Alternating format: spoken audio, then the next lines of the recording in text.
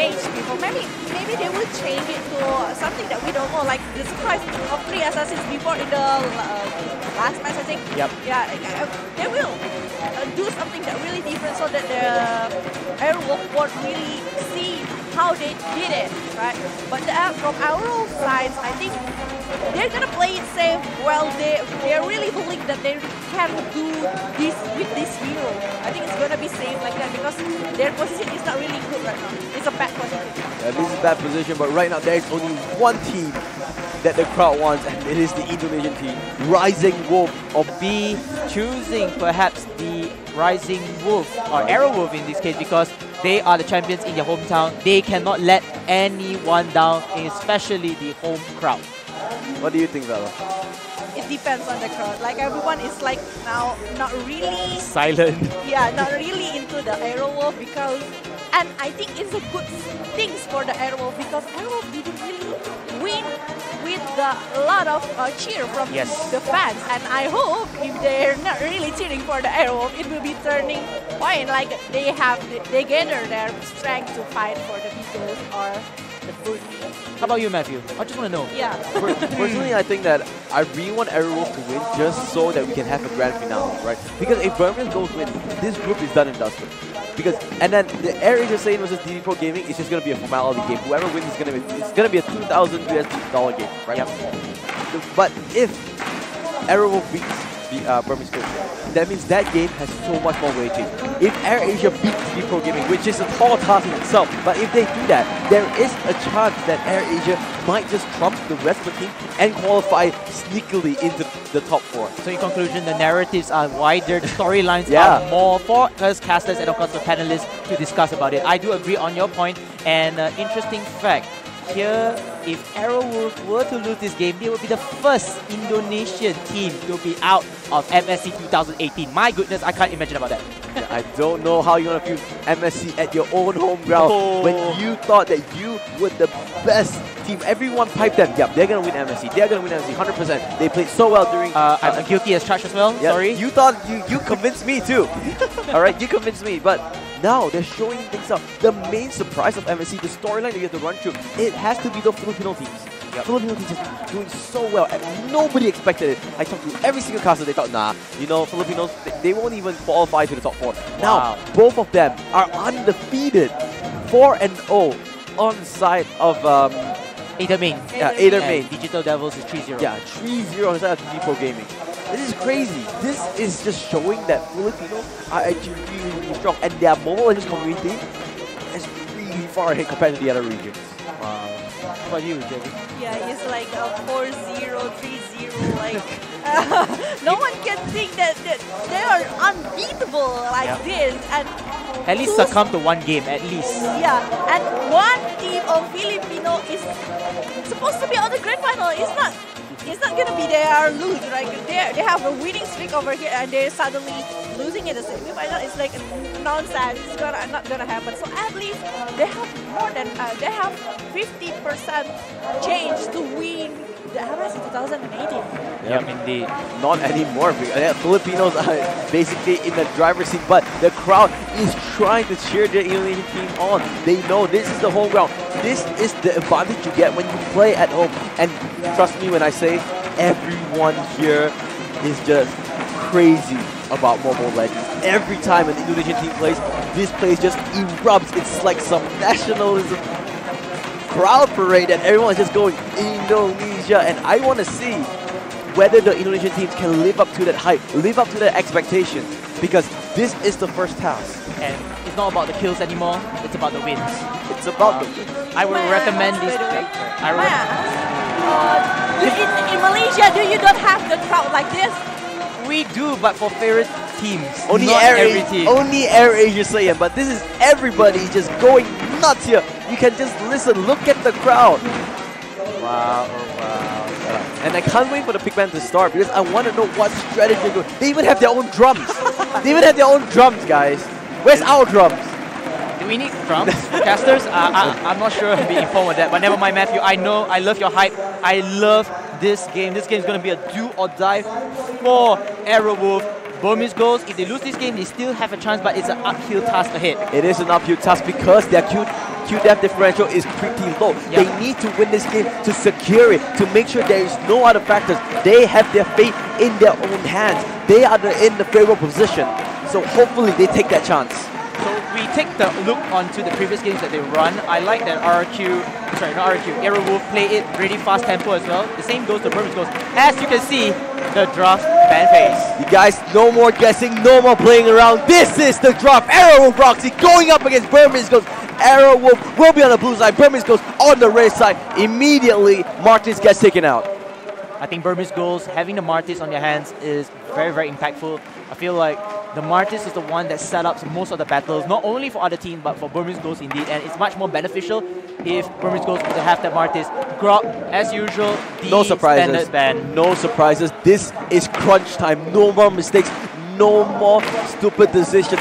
If you want to prove yourself at MSC, this is where you have to do it. You can just see the crowd, everyone, all that energy is just going into Aerowolf Roxy. Can they harness it? Can they bring up for themselves? Can they be that sunflower to just exhaust that sunlight and just try to channel it? I just love how the crowd overshadows the draft ban picks because we have Hellcat being banned out from Aerowolf, leaving only BURMESE GHOULS. Their final ban in this session, they will ban out Hayabusa. Standard bans ahead. Yeah, guys, sorry, we will update you on the bans really quickly. So far, it is Aerowolf banning out Martis and Hellcat, and BURMESE GHOULS banning away Grok and Hayabusa. So, Jawhead has been the Martisnya di ban ya, Martisnya di ban betul. Martisnya di ban. Dan sekarang kita bakal langsung masuk ke pick pertama dan pick kedua bagi tim BURMESE GHOULS setelah melakukan 2 ban hero penting juga tentunya bagi game ini. Gusion masih terbuka, Hylos masih terbuka. Apakah mereka akan mengambil Hylos first pick lagi? Gue rasa kemungkinannya besar banget, tapi Chow ternyata yang mereka ambil terlebih dahulu untuk secure. Ini sangat penting banget kalau menurut gue bagi tim BURMESE GHOULS karena dia harus punya lockdown satu hero dulu, dimana Chow sangat bagus banget. Lagi. Hylosnya beneran diambil di first space mereka. Masih di first space tapi tidak first pick. Oke. Langsung ada Bane dan juga ada Kaya di sana. Ini menarik banget dan langsung bakal direspon juga tentunya sama BURMESE GHOULS dalam waktu dekat. Gimana kalian lihat Bane dan juga Kaya? Clara mungkin it's a good pick atau ini hero yang benar-benar mereka harus waspadai dari BURMESE GHOULS. Kita bisa melihat seorang, ini ada 2 hero yaitu Bane dan Jawhead yang siap untuk memporak-porandakan lane milik mereka. Dari early game, BURMESE GHOULS akan terseok-seok. Lancelot dan juga Harley. Di sana yang dipick oleh tim BURMESE GHOULS dan sementara 2 hero terakhir. Enggak pakai lama, langsung saja di sini ada Kagura. Aerowolf pick Kagura dan juga ada Alpha ya, ada Alpha di sana. Alpha is online. Alpha is online ya kayaknya. Dan sementara dari BURMESE GHOULS last pick, mungkin kira-kira kalian punya prediksi sebelum kita quick prediction? Assassin lagi mungkin sih, biar double assassin. Gusion masih terbuka tapi Gusion bagaimana? Kayaknya damage fisikal sih. Physical damage ya? Kira-kira apa menurut lo? akan ke lapu-lapu di sini. Lapu-lapu di lock di sana. And here we go. Clara quick prediction. Lagi. BURMESE GHOULS atau Aerowolf? Be honest with me. Dari segi draft. BURMESE GHOULS. BURMESE GHOULS untuk Clara. Sementara dari Ansel. Aerowolf Roxy. Aerowolf Roxy and Indonesia, are you ready? And gue bakal memberikan waktu untuk para caster tentunya KB dan juga Fransolva. Silakan guys. Selamat sore untuk semuanya yang ada di GXPO Kemayoran Hall B3 dan juga yang ada di Facebook fanpage Mobile Legends Bang Bang. Selamat datang di match yang cukup menentukan. Apakah Aerowolf bisa merebut 1 poin dan mengamankan tempatnya at least. Mengamankan 1 poin dan mengambil 2 poin yang sudah ada tersisa. Karena ini match terakhir dari kedua tim. Kedua tim bakal rebutan poin dan inilah dia, kita bakal langsung masukin gamenya. Aerowolf Roxy lawan tim BURMESE GHOULS. Oke, coba minta teriakannya GXPO, mana suaranya? Masih semangat ya sampai udah mau malam loh. Udah mau malam loh. Gila emang. Tapi masih semangat? Oh masih. Oh jelas. Masih jelas. Yo, let's go. Let's do this. Aerowolf versus BURMESE GHOULS. Ya, ini kayaknya akan bermain sangat-sangat agresif di mana Rave sekarang bersama dengan LJ mengcover seorang awat. Biasanya sama Billy. Yang di cover tuh Billy. Iya, ini gantian. Bosen mbak, Billy Bosen mulu. Billy. Oh, tapi Billy ternyata tidak bisa dicuri buffnya oleh BURMESE GHOULS. Mungkin ini hukuman untuk Billy yang kemarin tidak bisa mencolek satu turret pun. Betul sekali, kayak Billy bener-bener panas ya. Panas ya. Panas. Langsung signature hero-nya. Keluar. Billy is on. Billy is online. Billy is online is real. Yes. Dan well, rotasi cepet juga ya. Iya, ini bukan rotasi Pak. Kayaknya emang pengen XP lebih aja. Pengen XP lebih, tapi di bottom lane kayaknya ada 3 minion yang mendukung seorang Billy tentunya. Kayaknya tinggal 2 sih. Iya, harusnya sudah 2 ya. Karena memang ada turret yang menghadang dan awat sudah level 3. EXP sekitar 40%. Oh, ini terlalu cepat sih untuk tim Aerowolf. Ini cepat banget. Belum ada 2 menit bahkan di sini. Ya. Udah mau level 4 loh awatnya. Dan sementara di bottom lane kayak Billy harus hati-hati karena Hylos bisa aja nge-dive dalam bersama lapu-lapu. Apalagi Ninja. Yes. Ninja baitnya betul-betul sangat mengerikan di sini. Yep. Berkali-kali kita bisa melihat tentunya pergerakan dari Ninja untuk mendapatkan kill yang cukup tricky. Ya, tapi Tiff dengan lapu-lapunya dia punya pasif dan kali ini langsung saja dilempar begitu saja cowoknya what happened di sana. Hilang begitu saja, masih ada flicker tentunya daripada seorang PV and DV. Ya untungnya ya langsung cekatan melakukan flicker. Yes, cekatan sekali dan Turtle sepertinya bakal langsung dicolek-colek. Meanwhile dari mid lane Billy terkena Phantom Execution daripada seorang Blank, tapi ternyata damage yang belum cukup tinggi untuk membunuh seorang Billy. Sementara taruh di bottom lane bakal jadi sangat terluka. Sangat terluka, luka-luka yang kurasakan. Yes. Bisa ya? Bisa. Iya, tapi kayaknya mau hancur nih. Tapi belum menit 3. Belum menit 3. Masih ada armor tambahan. Yes, betul banget, ditambah dengan damage yang masih kurang, tapi ternyata hanya tinggal setitik. Yang penting belum hancur, Pak. Iya, yang penting belum hancur dan minion on the way. Iya. Sebentar di top lane juga sama sepertinya. First bloodnya ternyata tiba-tiba langsung dapat dari LJ. Dan dapat di 1 top turret. lane. Bonus 1 turret di top lane tentunya karena ada wish dari seorang Bane. Sementara apakah Billy berhasil mendapatkan buffnya karena digangguin lagi sama Tiff dan juga Ninja. Yes, betul banget, ini Ninja betul-betul sangat agresif dan sekarang G mencoba untuk menghentikan pergerakan dari seorang Ardam. Oke, ini 4 pemain Aerowolf Proxy struggle banget untuk dapat 1 poin terakhir mereka. Yes, dan Billy bahkan juga sama. Dari seorang Billy tiba-tiba langsung menghajar seorang Blink di sana. Black pun harus mati begitu saja. 2 hero down dari BURMESE GHOULS. Turret juga bakal dihancurkan habis-habisan. Ninja? Menghajar seorang Ninja dan Tiff kayaknya bakal mundur ke belakang. Yes, masih bisa survive karena ada minion tentunya nggak bakal bisa di-diving begitu saja oleh tim Aerowolf, tapi turret tetap saja hancur di mid lane. Oh, nah ini baru menit 3, 2 turret langsung diambil dan juga tadi hampir saja Ninja terambil juga. Walaupun tadinya overtime hampir memvakum seorang Ninja. Ini dia kegalakan seorang serigala yang sedang berada di titik ujung. Pak, ini kawanan serigala, Pak. Bukan seorang lagi. Apa dong? Kawanan serigala. Kawanan ya? Wah, 5-5 nih, ini serigala semuanya, Pak. Yes, dan kali ini tampaknya agak bingung dari tim BURMESE GHOULS harus bermain seperti apa. Karena mereka mau nahan turretnya di bawah, tapi nanti takutnya dirusuhin. Mereka ke atas, tapi bawahnya bakal terus, di-push terus. Dan kalau seandainya mereka ingin mendekati Turtle, ya otomatis mereka bakal mendekati 5 hero dari Aerowolf Proxy, sorry to say. Karena mereka dari network sudah unggul. Dan Aerowolf juga tidak nafsu sama sekali dengan hero-hero kill. Mereka lebih objektif, mundur lagi, mengetahui kayak narik ulur. Iya, damage dealernya juga begitu dari yang setengah, udah kita nggak usah tim fight. Yes, betul banget. Cabut aja. Sekarang kayaknya nggak bakal ada gangguan dari 1 hero pun BURMESE GHOULS. 3-0 kali ini dikantongi oleh tim Aerowolf. Plus 2 Turtle dan Ninja. Oh no, Ninja. Ninja terkena di sana. Ditarik lagi sama seorang Rave. Langsung hilang begitu saja highlightnya Ninja. Ninja. Di stun, ditarik, bingung Bang mau ngapain. Betul, semua ultimate hanya untuk seorang Ninja. Meanwhile Billy coba untuk mundur, ada G di sana. Oh, nggak bakal bisa mendapatkan seorang Tiff tentunya karena tadi yang overturn-nya baru saja digunakan. Oke, it's okay. Masih digunakan, yang penting bisa melakukan push kali ini. Oke, di bottom lane benar-benar di-push. Tapi di sini nggak ada poin penting, kayak nggak ada. Mereka akan datang, mereka akan datang. Mereka akan datang. Oke, mereka akan datang. Dan ini kayaknya Awas bakal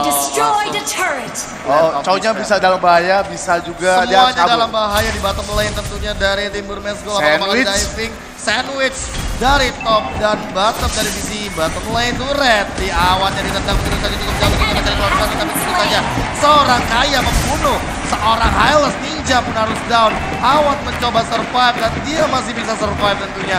Tapi kita bisa melihat Blank di top lane mencoba untuk melakukan split push karena Aerowolf Proxy bilang terhenti pergerakan dari bottom lane. It's okay, mereka nggak ada yang mati, mereka malah dapat kill, tapi mereka gagal mendapatkan turret. So, masih dapat untung. Masih dapat untung karena mereka belum ada yang mati. Dan G langsung mengamankan Lightning to the tail. Ya, sementara Gold Buff masih coba diambil sama tim Aerowolf, jadi ini bakal keuntungan banget. Hijau-hijau udah dimiliki, Pak. Aduh, ciprat ya kan. Ini bahaya buat tim BURMESE GHOULS karena Awat sudah memiliki Blade of Despair. Trisula Endless Battle soon. Endless Battle soon atau mungkin Berserker Fury. Dia kayak butuh burst damage. Dua-duanya butuh. Dua-duanya butuh lebih tepatnya. Dan LJ menemukan seorang ninja. Ninja ternyata tidak bisa mengumpat seperti ninja. Yes, flicker digunakan ini bakal menjadi keuntungan atau mungkin kerugian karena saling menggunakan satu sama lain. Yes, ultimate dari LJ tapi at least gak 2 menit sih kayak flicker. Iya, lampu-lampunya gak di kolom. Black berhasil membunuh Awat tapi kita bisa melihat di sana. Piranha lucu sudah menggerogoti Lancelot. Ya, satu tukar satu sekarang lampu-lampu masih berada di belakang Alpha. Apakah dia lihat? Hati-hati. Enggak, mereka nggak mau engage. Yes, dan sepertinya Lord pakai pasifnya Natalia ya. Nggak kelihatan. Karena memang harus di hit dulu. Gitu. Dan DV dari tadi masih hanya baru mendapatkan Awat 1 kali. Tapi 7.000 network beda banget loh, Pak. Yes, dan itu sangat jelas 6-1 skor, tapi lihat network jauh dan sudah bakal dihasilkan di top lane. Sementara G bakal dengan stun dilempar sama LJ. Diselamatkan tentunya. Nggak apa-apa, nggak eject yang lain, yang penting temen gue selamat. Yes, diselamatkan ya, selamat. Oke. Black masih mencoba mencari pundi-pundi gold tentunya karena satu-satunya harapan dari BURMESE GHOULS adalah Blank dengan burst damage-nya yang cukup tinggi dan ini harus dibarengin sama Ardam. Dan ini masih mid game. Belum kelihatan. Ini masih mid game. Siapapun masih belum terlalu tanky untuk G masih punya damage yang sangat besar kali ini. Yes. Bakal ada setup dari Jawhead. Oke. LJ mengincar siapakah di sana? Apakah yang bakal dia lakukan? Apakah dia bakal langsung melempar seorang ninja atau bukan malah BBDNP? Dan semuanya dilempar. Lampu-lampunya yang didapatkan ternyata bukan cowoknya. Ninja juga ditarik. Ada 5 hero. Tapi tabrak tentunya daripada seorang LJ. Dan di sini Awat cukup menggila. Courage 2 sudah dimiliki oleh tim Aerowolf Proxy untuk satu timnya. Tentunya ini bakal mendapatkan movement defense dari seorang Saiyan itu terlalu besar. Alpha dan tidak bisa kemana-mana tentunya. Aerowolf bring it. Aerowolf just don't use epic gak pakai 10 menit bos. Sampai 10 menit dan wipeout didapatkan oleh Aerowolf Proxy. Aerowolf Proxy. BURMESE GHOULS, sorry to say, Aerowolf Proxy win the game. Orang yang gua kira lemes di belakang. Yes. Dan mereka bilang, kita udah ready kek. Ini the power of Aerowolf. Lihat, leadernya pakai simbol timnya sendiri. Sama Graves, mereka udah nggak boleh. Oh iya, jangan. Dia lagi gak marahan. Oke, info yang cukup menarik dari Kabe dan Volva. Terima kasih Kabe Volva. Kata Dejet itu, Karena Dejet yang ngasih tahu kita. Gosip Dejet. Betul sekali dan tetap menjunjung tinggi sportivitas dari kedua tim. So, apakah Indonesia sekali lagi tepuk tangan untuk kedua tim. Luar biasa. Selamat untuk tim Aerowolf Proxy. Yes, karena telah mendapatkan 1 poin dan ingat masih ada 1 match lagi yang akan menentukan siapa yang akan lolos dari grup A. Apakah ya di Pro Gaming udah pasti. Tapi ingat masih ada 1 match lagi. Jangan kemana-mana. Kita bakal balik lagi tapi kita bakal lempar langsung ke DZ. Silakan.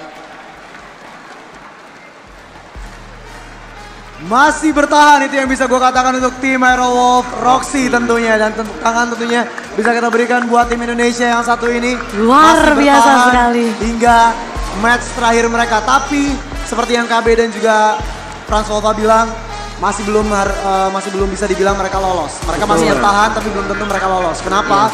Karena masih ada 1 tim yang masih bisa menyalip mereka dari segi poin tentunya. Bukan dari segi KDA, tapi dari segi poin. Ini yang harus diwaspadai dari tim Aerowolf. Mereka masih harus harap cemas tentunya di match berikutnya. Dan kita lihat di sini dari sekitar statistik tentunya 11-1 kalau gue nggak salah lihat tadi.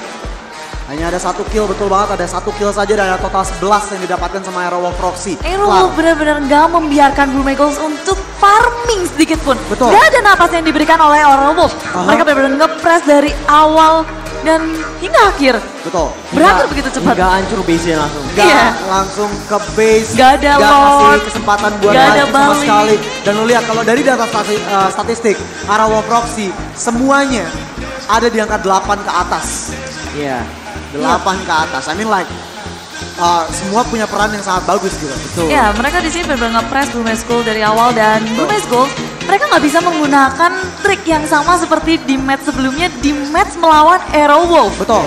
Mereka nggak akan bisa coba lakuin hal yang sama tentunya dan kali ini kita bakal langsung ngebahas tentang peluang dari Aerowolf Proxy tentunya, dimana bakal ada match yang sangat menentukan bagi mereka yaitu nanti AirAsia Saiyan melawan DD Pro Gaming tentunya. Dan next kita bakal punya Fantasy Main melawan IDNS. Ini juga sama. Ini sangat berpengaruh banget dengan grup B. Kalau IDNS menang melawan Fantasy Main, ini bakal ada 3 tim yang menjadi kuda pacu kalau menurut gua untuk lolos dari grup B. Grup neraka, grup paling berbahaya tentunya kali ini yang bakal kita spotlight sebentar lagi. Dimana IDNS bakal mencari poin dari tim sumber poin di grup B tentunya. Dimana Fantasy Main belum pernah menang sama sekali kali ini. Klar, Ansel, kita bakal langsung ngebahas tentang IDNS. Seberapa besar chance-nya untuk menang dari Fantasy Main. Ansel dulu. 90%. Terima kasih Ansel. 90% menurut Ansel. Clara? 60-40 lah. 60-40. IDNS-nya apapun bisa terjadi ya. IDNS pun bisa terpeleset walaupun mereka juara dari MSC tahun lalu. Betul. Kita bakal nggak ngerti kejutan. Kalau misalkan memang IDNS atau that is how they won MPL. And don't forget they have the Jawhead in their favor as well. That was the comfortable hero pick by LG. Correct me if I'm wrong. And he was playing phenomenally with the rest of the team. The team was there to back them up. And you seem like BURMESE goals. They want to penetrate into the jungle, the opposite jungle, but there's no room. There's like, you know, I'm getting stopped left and right, and suddenly, you know, the whole group of 4 heroes coming in and just decimates that single solo hero from BURMESE goals. Yep, that's true. Unfortunately, this is really the end of line of BURMESE goals. They go out in the tournament with 2 wins and 2 losses, but honestly, it was a very good attempt, a valiant attempt. They played really, really well, and I think they should hold their heads up high. Getting $4,000 home, I think, it's not big enough, but the pride is big enough for beating Malaysia and also Singapore. Yes, I was about to say that. They're Kingslayers for Malaysia and Singapore, but not Indonesia yet. but the BURMESE is, it's like you said before, is really zoned out because the Aerowolf, like 4 people always stick together no matter what happened. They always do the turtle really well. Like the BURMESE didn't really brave enough to jump into the turtle to get the turtle from the Aerowolf. I think they wouldn't think that this game will be less than 9 minutes and so tense.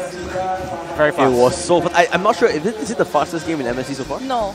No? Not really. Because we got the 8 minutes 57 seconds. Okay. Still a pretty fast game, under 10 minutes. That was the Aerowolf people were expecting.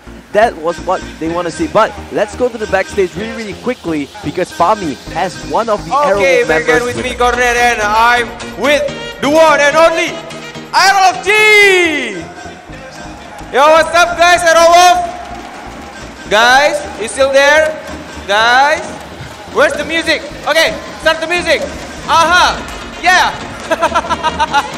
So, I'm watching you at the backstage and like, wow, you had the fastest game. Like, it's just 8 minutes game. Like you can beat them, like winning the game. What's your mind like? How did you do it? Just play and win the game. Okay, for the next match, it's gonna be there's a possible to you for the group stage, group A. Like you can place on the 2nd place. Are you sure gonna win this tournament? Are you sure about that?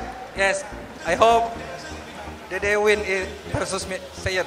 or you hope that DDPG can win against Saiyan. Okay, once again, thank you for G and congratulations for Aerowolf Roxy. Back to the panelists. Thank you.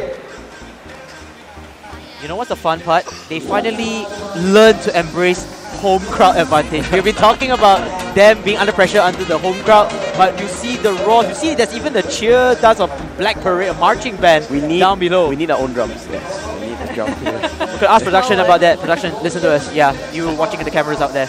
But yeah, kudos to them. They are still in the game, but not safe yet. Okay, let's go back. Okay, let's go back. Take one step back first. All right. Okay, that's the end of it. Now let's go to Group B. Yes. Group B. The next game, it will be Fantasy Main going up against IDNS. Now, Fantasy Main, they're already out of tournament. Correct. IDNS, they are still in it. Yes. Okay, what needs to happen is that IDNS, they have to win this, and they hope that EVOS beats RRQ. Then everyone will be 2-2-2-2-2-2.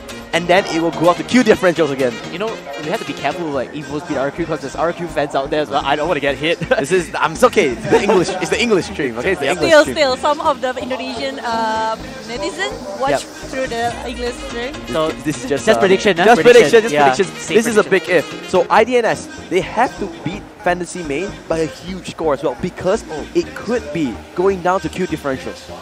So they want that advantage. So this whole day, it could be just Q differentials, Q differentials, Q differentials.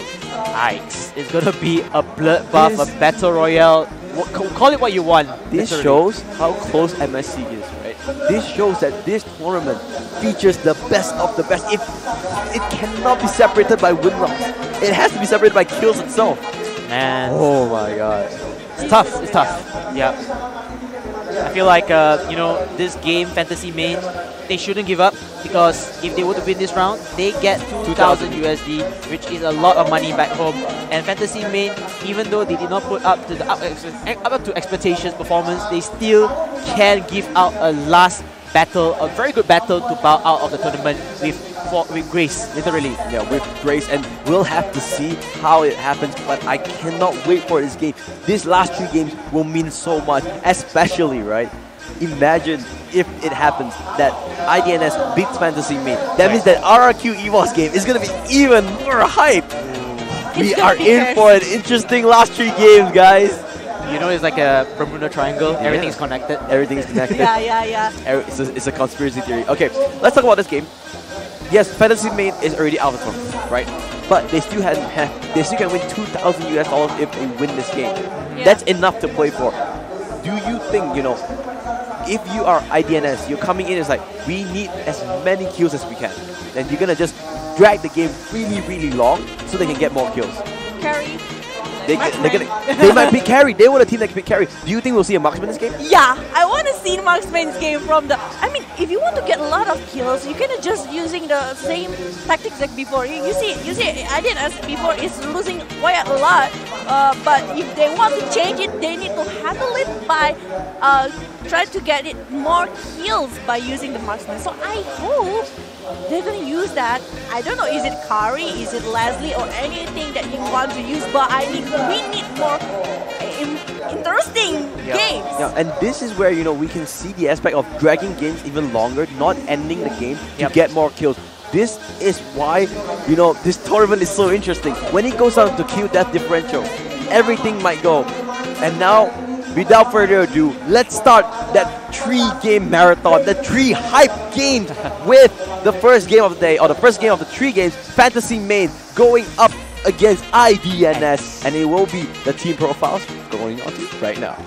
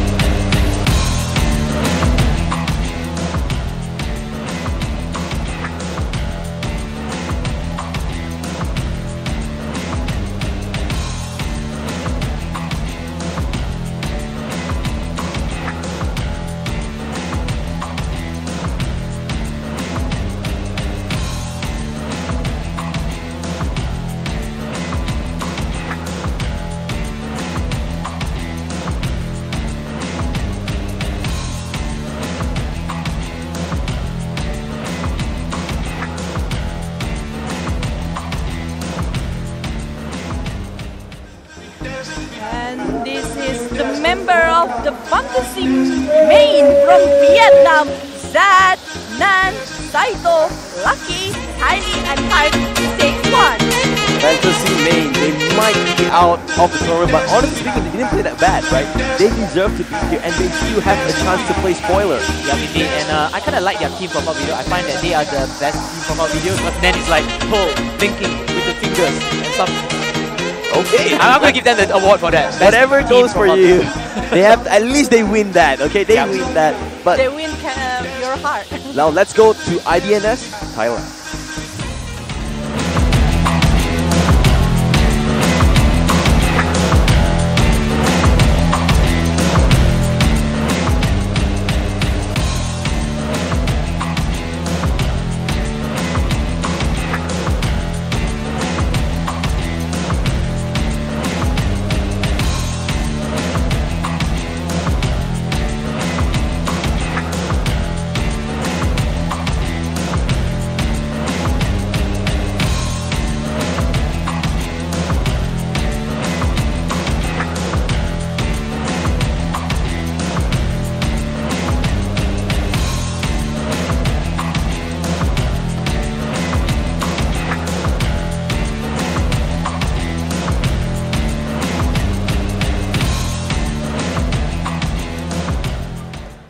Defending champions of MSC and fighting for their dear tournament life. Let's give it up for I Do Not Sleep Thailand. And of course, I Do Not Sleep or IDNS consists of Fremzi, Fair Ying, Azibin, ISO Wade, Easy, and Mizzy Mix. That is the team, and like you said, they are the defending champions, and what a shame it would be if the defending champions do not make it into the Final Four. This is them. With this last stand, they still have hope, they still have that chance, but they need a clean game and they need a good game against Fantasy Main. Yeah, they need a perfect game, just like what Aerowolf did just now. They need a really good one with a lot of kills. They need a lot of kills. Like we said, this is the last stretch of game that matters the most, you know. Yes, those early games matter a lot, but if you do this game well, you can still go for it. You still have a chance. And can IDNS, being the champions, being the defending champions, channel their inner grit, channel their inner courage, and just finish this off, finish this group stage strong, and put themselves with a chance to qualify for top 4. Alright, let's try to predict their bans and picks. I think bans kind of roughly know what's going on already. It's just the picks. Will we see a marksman lineup in IDNS? And for Fantasy Main, what will be their answer for their own drafting? Personally, what I think is that it will be Assassins again. I don't think they want to go to late game, because when you're late game, you're so, you know, you put yourself in such a risk that you might just lose the game, and that's something you just don't want right now as IDNS. You need to at least win the game to put yourself in contention first, and then you can figure it out later on. And with Assassins, you get a lot of kills as well, but you can just keep on dragging the game, and until a point that, okay guys, we think you're comfortable, we can end the game. What do you think? If it's Assassin, I don't know, like I think if they're gonna stay in the red teams, I think they're gonna stay in the red team, so they won't get the first pick. But how can, and also Hayabusa will be banned, in my opinion. It will be banned, both of them, but both of them are the important one. If they cannot take the first pick, well, it's gonna be Legation or Lancelot. It's gonna be hard for them. So you're gonna agree on the Assassins lineup, since I can conclude from both of you, and I do agree on that, especially on Matthew's point. His, you know, that theory, if the game do drags, and that will create more room of errors in hand. We did see games like Mobile Legends, especially Mobile Legends, when you drag to a late game situation, it's just so risky. Anything can happen. It can happen. Like we saw it in the first game, so many upsets. BURMESE goes beating Bigatron Singapore. That was one of the upsets. The other one, IDNS is coming out from nowhere, clawing themselves back into contention by beating off Aerowolf. Yep. That are the things that may happen, and they need to make sure these things do not happen. Yes, indeed. And you can see the players over here just chilling and hoping to focus into the game. Yeah, right now, as players, you just want to calm down. Yep. You don't want to hype yourself. You know, this is just another game of Mobile Legends. For Fantasy Main, they have literally nothing to lose.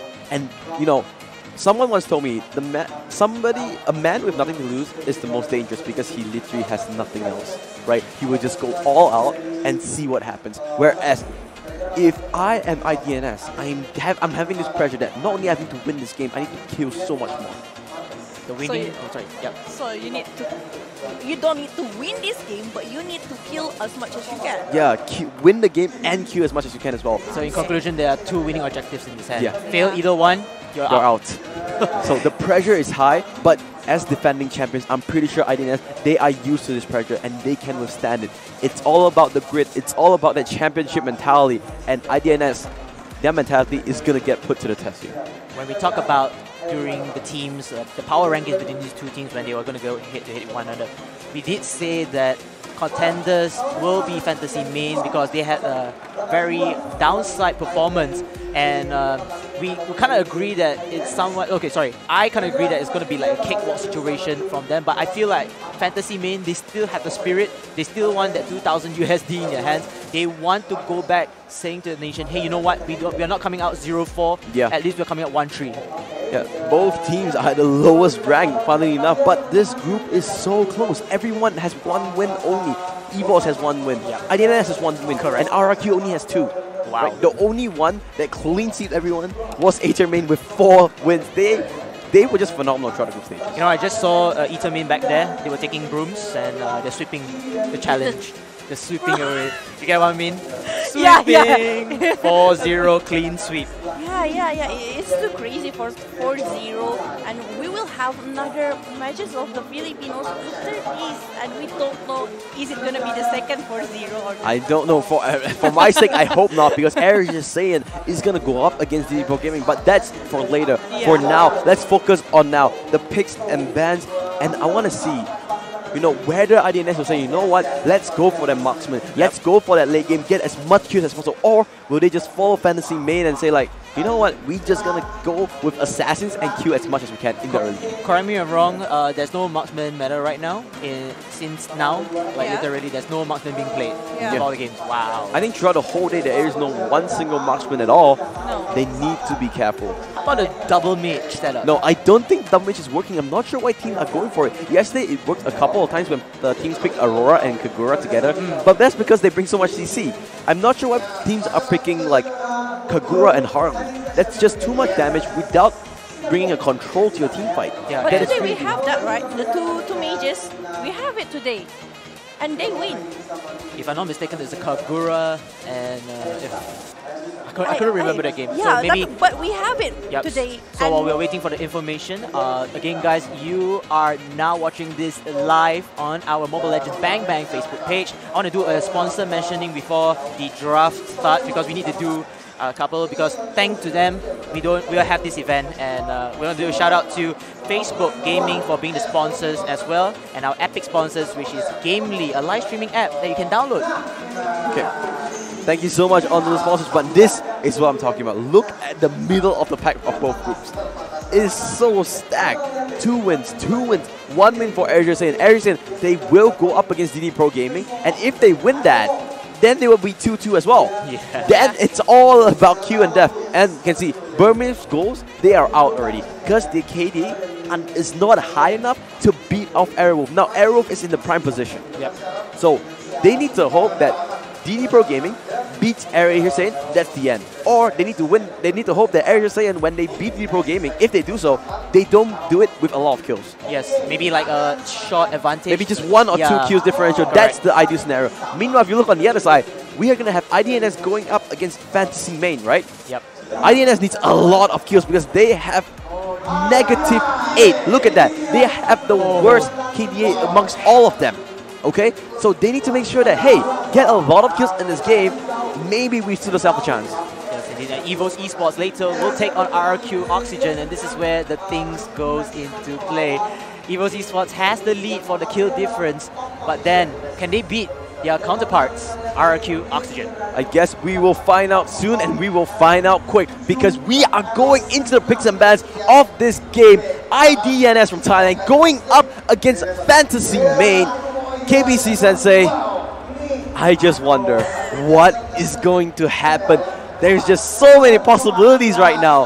that I want to know what's going to happen. You know, the fun part is I'm more interested in the drop picks rather than the bans already, because the bans like, we already know what's coming in. Well, you can see Evol's Esports just signing some signatures before their grudge match against RRQ. But you can see now, ban pick does occur. Fantasy Main will be on the blue side. IDNS from Thailand will be on the red. Hellcurt, no surprise to anyone. No surprise indeed. As you can see, IDNS, they would want to at least ban out the comfortable picks or the meta picks in here according to Fantasy Main. But they don't need to worry because Fantasy Main, they did not show up strong performance. Looks like a Selena being banned out. They don't want any cheese. They do not want any factors that they don't know what's going to happen. I'm pretty sure IDNS will ban Grok. I mean, I beg them to ban Grok. Yeah, they might ban Grok. They should ban Grok when Hayabusa takes it away. So this should be a pretty standard pick ban phase. And that's taking it off the Grok, leaving it just the normal assassins, the Lancelot, the Gushins, everything like that. What if IDONOTSLEEP didn't really ban the Grok? I think they're just giving you a winning percentage to Fantasy Main. Consolation prize. I don't think so. They have to ban the Grok. They need this win. This is crunch time. This is where they have to step up. They're just waiting the time. What else can they ban? Martis, nah, no way. They ban Lancelot! Okay. I told you guys. It's I don't game. feel it for it. I don't feel it for it. It's gonna be Grok for the Fantasy Main. Fantasy Main, they just have to go. Look, straight away, they're like, yeah, give me Grok, give me Grok. Now, what is IDNS strat for this? Are they saying like, no, if they have Grok, we can just drag this game longer and then we can go for that, marksman. Interesting selection there, but Grok isn't something, one tank that falls down so quickly. The mobility coming in from the rapid boots and the rest of the skills just make him as tanky and as fast in the map. It looks like Martis, the Ashura King with Chow, our dear Karate Standard Kid, picks. will Very be standard picks. You just go in. This has been the wombo combo of the tournament so far. You have Jit Kundo and as well as Mortal Kombat just stacking things up. Fantasy Main going with the other standard picks. So far, nothing out of the ordinary with Bane and Jawhead. I'm kinda want IDONOTSLEEP to pick. Sorry guys, but I want Lapu-Lapu or something. No worries on that.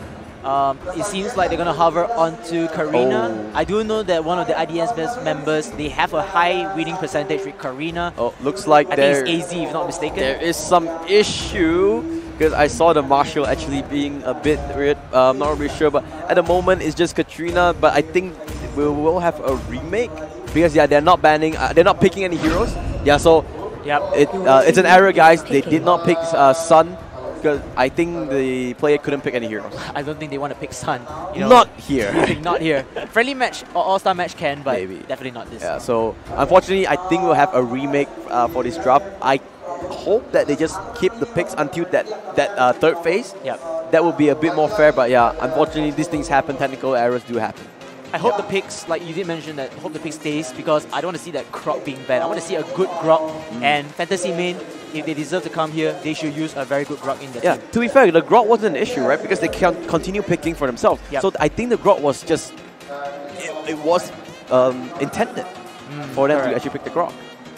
Well, we'll have to see. Hopefully, we do get that problem solved really, really quickly. But let's talk about the first phase of the ban, the first half of it, right? The Selena ban over the Grok is actually quite interesting. You did mention that you don't want any cheese, and I feel like the Selena doesn't even need to be in the ban phase. Not many teams use her as a full potential. She's still very new. She's very fresh into the tournament scene, and I don't see the teams banning her as like the biggest advantage. Yeah, correct. Yeah, I don't think so too, but we saw Selena being played by Ader Main just now, and it was to perfection. We saw the strength of Selena. She can do so much damage in so little time from such a far range with the Abyss Trap and also the Abyssal Arrow. That's why Selena is so feared, but I don't think it warrants a ban. I mean, it's just really interesting. I don't know, like Selena, maybe, I don't know, Selena is just too new. I don't know why they keep banning it, but when I think about IDNS once, I want IDNS to play marksman, right? So, when I think about it, like, they don't need to ban Groove because Groove is just easy peasy for the late game, especially for the marksman. Easy peasy. Yeah, I mean, if you take it, you drag it for the long game, the late game, Grok is just easy for marksman to be killed by the marksman. A point taken. I mean, tanks in the late game, they will be very irrelevant unless they build up immortalities and you know, different types of hero builds that make them super duper tanky. But again, marksmen put more damage output than tanks can carry. So yeah, it's a bit hard. Yeah, that is true. But I'm just really.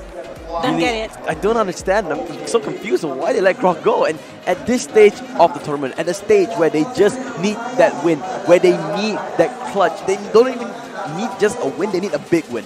If you guys notice, the Lancelot high win for the match is just too big. That's why putting Lancelot in the ban phase is just good as putting the Grok inside of the ban phase. Yeah, I do agree with that, but maybe not ban the Selena, because honestly, Selena only has a 50% win rate on this tournament. It has only been picked twice, so 1 win, 1 loss, but it still shows that it's not that strong to warrant a ban, mate. You know who they should ban? They should either ban Martis or Jawhead. Yeah, true. T'Chall, he can still initiate, but it's not as effective comparing to the both of them because Jawhead and Martis did a lot of damage output, which is very, very significant. If you want to fight a team fight and you want to kill off the opponent really fast, that's where Jawhead and Martis comes into play. Yep. So you guys, just want to remind all the viewers, we are remaking the game because there was a bug that happened during the pick ban screen. The pick ban was halfway through, so I think the remake will at least honor until the phase where the bug happened, which I think is the fair thing to do. Indeed, and for those who are tuning by here, don't forget to leave a like, leave a share, and maybe you shouldn't leave a like, you should wait for the reactions coming out here. I'm not sure the both teams what type of reactions they use. Perhaps maybe IDNS is a heart shape, and you know, Fantasy Main, perhaps WoW. I don't know. We'll have to see, but I can see the crowd is still in full force. We are currently almost 7 PM local time, and this crowd is not training. They're waiting for that last game. They're waiting for RQ against EVOS. Yeah, the last game will be just epic battle. It's just like El Clasico. We call it El Clasico because they keep beating each others in every game, every matches. The RRQ and EVOS is one of the two of the tier 1 team in Indonesia. Yep, indeed. And Indonesian fans can't wait for that last match. That will be match 20, and after this, we will summarize up the scores and the results to see who is the final 4 that will make it tomorrow's grand finals. Yeah, reminding everybody, so far the only teams that are confirmed to be in the top 4 are the 2 Filipino teams, and I think they will finish first in their group no matter what happens. Okay. That is the only thing that has been confirmed. The rest is still up for grabs. Yes, indeed. A very big Tuturu fan there. Tuturu is mine. And she said that. Oh. Wow. Not me. Sorry, for viewers. Sorry, it's not me. It's not me. Oh, wait, now he got instinct. She's being greedy. She's taking everybody. You can only choose one. It's like heroes. You know, you got to choose your heroes from time to time properly. You can see that the crowd, everyone is just waiting for it. They want this game to start. I want this game to start. I hope we get an epic match. Okay. It will be epic match, in my opinion. Judging from the hero picks that has shown, what do you think the game will end? Will it end around maybe above 10, below 10, or around 15 minutes? If I am IDNS right now, there is a reason why Grok was let go. They won that marksman. I'm 100%. That is like in my mind that no way that they intentionally that Grok was let go because they wanted marksman, because they need a lot of kills. Because if they don't have kills, it's really hard for them to even give them a chance into qualifying for the playoffs. Yes. It's a high risk, but high risk, high return. High risk, high reward is the name of the game. And you know, if you're in the stage of the game, you have to take risks. Yeah, because if you don't take the risk, you will just like okay, IDONOTSLEEP win without a lot of kills, they're just still waiting for the result. Like they don't know, are they gonna in for the semifinal or not? It's better for them to take the risk, the high risk, yes, but they will know that if they believe in themselves and they did their best, they're gonna in into the semifinals. They want to put the crown down for from MSC 27. Yep. 2017, sorry. 2017, and yep, IDNS being the defending champions, they have a weight on their shoulder. They have a responsibility to themselves to at least make it to the top 4 to contend for that championship. But you can see everyone on the crowd just patiently waiting. They are so psyched for this. They're saying, you know what, it's okay, some delays, some hiccups here and there, it doesn't matter to me. Because they want a great game, so patience is a virtue. I want a great game. I've been waiting for him since morning, okay? I have some good patience as well. But with that being said, guys, remember, we are at G Expo Hall B3. Yep.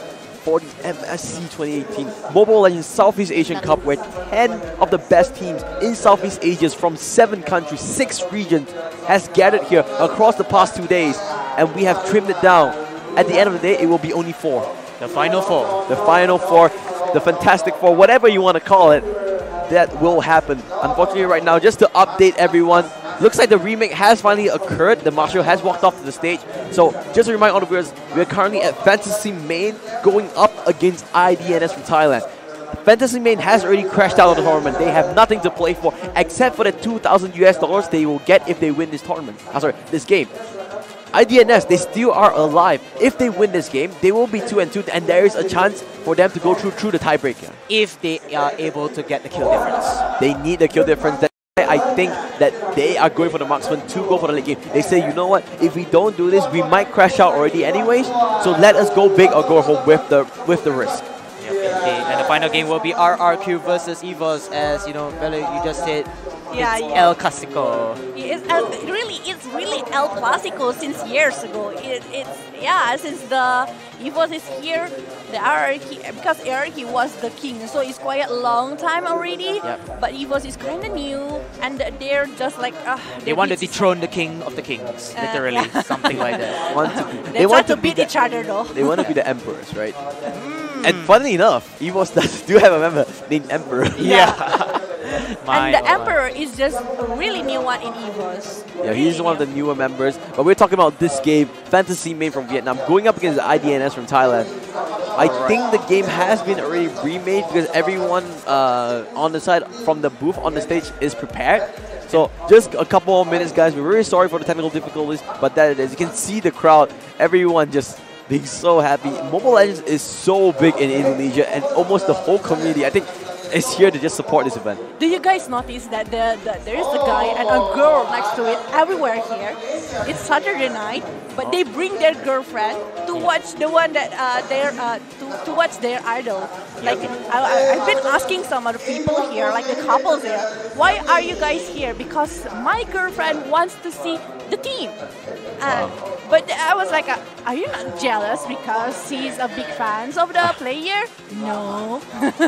Well, that's a theory that we could take into perception. Perhaps we can have a round table debate. Sorry, square table debate like what Hachikan said because this table is square. But for those who don't know, let me just recap onto the matches that by the teams that won. Match 9, it will be Digital Devils Pro Gaming taking over BURMESE GHOULS. Match 10, EVOS versus Fantasy Main, EVOS winning that easily. Match 11, BTR or Bigatron going against Aerowolf, and Bigatron winning that with the help of Mr. V Johnson. While match 12 will be Eater Main sweeping off IDNS Thailand from here. And let's just continue based on the group stages and the scores. So the graph here is a little bit more helpful. You can see Bigatron and Fantasy Main has already crashed out of the tournament. There's no chance for them to qualify, but the rest is still up for debate.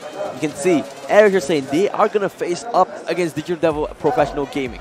If AirAsia saying wins later, they will be tying it up against Aerowolf and BURMESE GHOULS, and the kill death differential will be the determining factor of who qualifies for tomorrow. Meanwhile, we're at Group B. RRQ, EVOS, Esports, and IDNS, they are all so close. One win can just open up this whole group. And IDNS and EVOS Esports is only 2 kill points different here. Oh wow. While the IDONOTSLEEP versus the Hierarchy is only 1 point different. So it's a really tight game because the IDONOTSLEEP is not only need a lot of kills because the Hierarchy and EVOS is in the last game. It's the last match of the game of the day, and we don't know what will happen. They somewhat need to cement their kills first, you know, like getting the kill advantage. Then after that, they will just have to pray to God or anyone out there that the opposite teams, so EVOS and RRQ, will fight with each other, and then perhaps a better outcome from them. Yep, that is true.